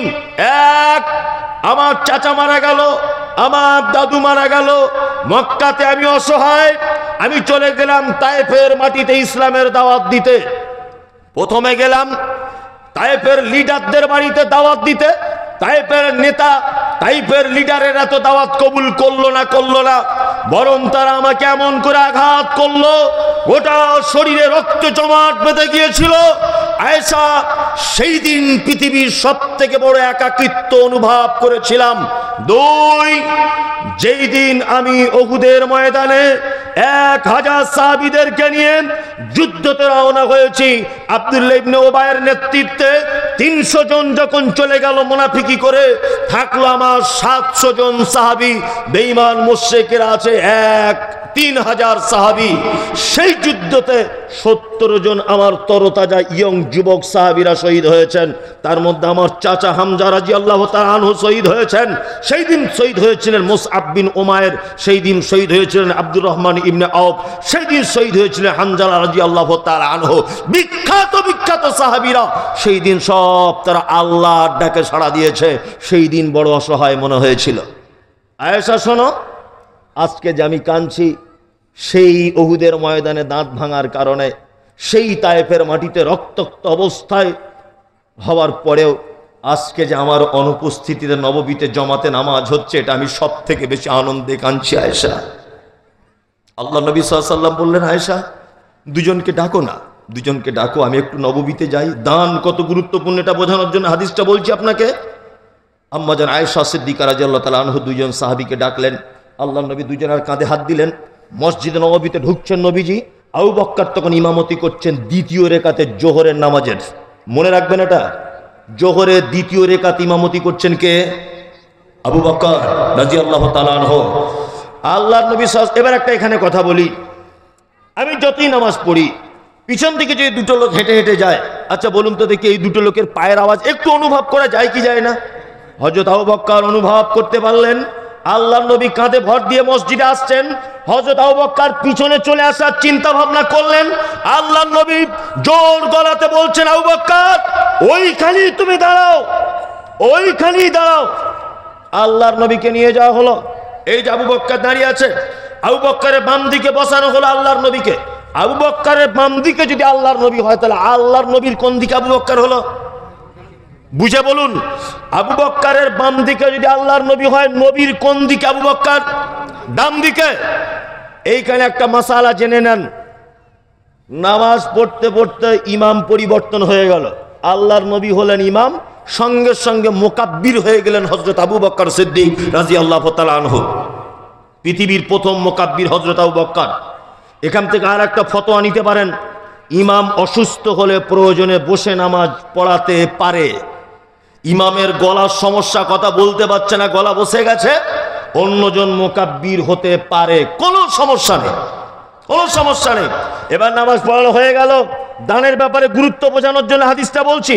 আল্লাহ নবী সাল্লাল্লাহু আলাইহি ওয়াসাল্লাম ফিরে এলেন, দুইজন সাহাবীর কাঁধে হাত দিয়ে। ফিরত এসে আয়েশাকে ডেকে বলছেন, আয়েশা বলো তো বাড়িতে কি কোনো সম্পদ আছে? আয়েশা বলো বাড়িতে কি কোনো সম্পদ আছে? আয়েশা বলছেন, আল্লাহি, আল্লাহর কসম, আমাদের বাড়িতে 9টা দিনার আছে। দিনার কটা? দিনার মানে স্বর্ণের কয়েন, আগেকার দিনে চলতো। দিরহাম মানে চাঁদির কয়েন, আগেকার দিনে চলতো, তাই তো? এইবার আপনাদেরকে বলি, আল্লাহ নবী সাল্লাল্লাহু আলাইহি ওয়াসাল্লাম আয়েশাকে ডেকে বলছেন, আয়েশা, ও আয়েশা, তুমি এইগুলো কেন এখনো দান করে দিলে না? শোনো, কোন নবীর পক্ষে এটা উচিত নয় যে নিকৃষ্ট সম্পদকে নিজের বাড়িতে জমা করে তার রবের সাথে সাক্ষাৎ করবে। আয়েশা, তুমি যদি সাদাকা যদি করে দিতে, তুমি যদি দান যদি করে দিতে, তাহলে আমি আমার রবের কাছে কত গুণ যে বেশি পেয়ে যেতাম আয়েশা।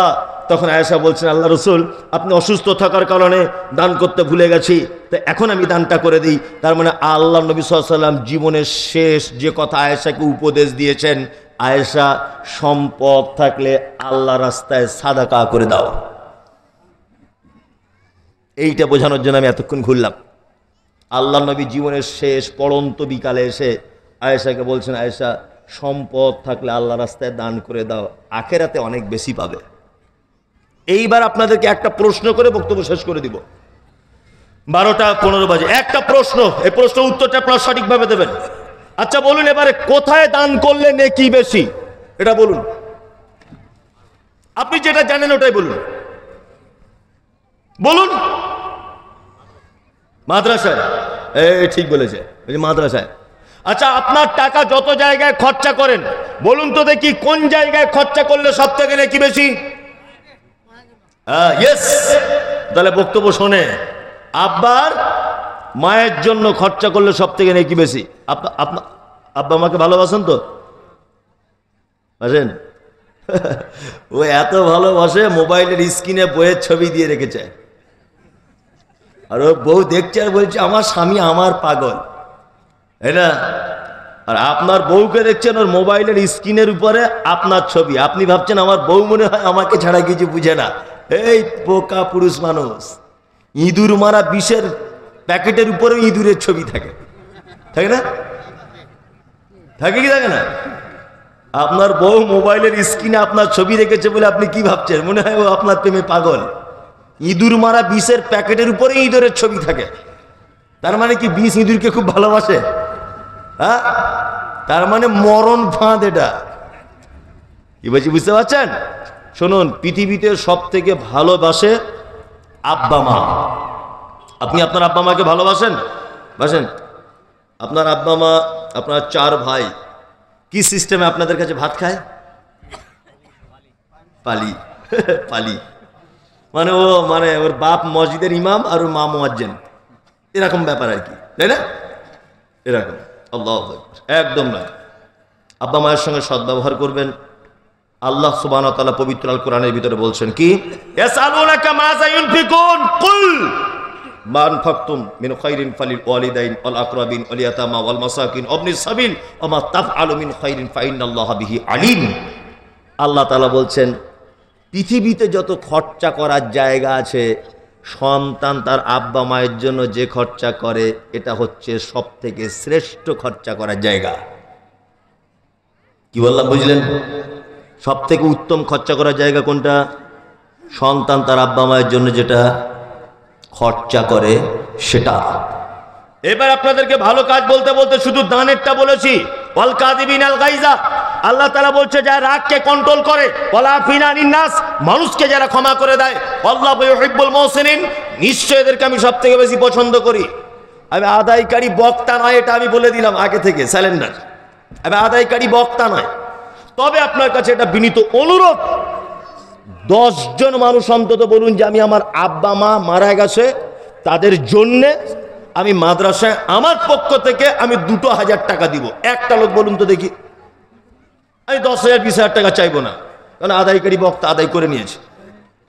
একটা লোক বলুন তো যে আমি আমার আব্বা মায়ের জন্য আমি বাগিচাপুর মাদ্রাসায় 2,000 বা 1,000 টাকা দিব। একটা লোক বলুন। বিসমিল্লাহ। আরে আপনি 1,000 টাকা দেন। এই পানিটা কি চা চা গন্ধ করছে খুব, এটা অন্য পানির বোতল দেন তো। হ্যাঁ, ও দেন। ভাই যারা আছেন বলুন। বাঁ হাত দিয়ে নিচ্ছি আমি। হ্যাঁ, ইউনুস বিকট।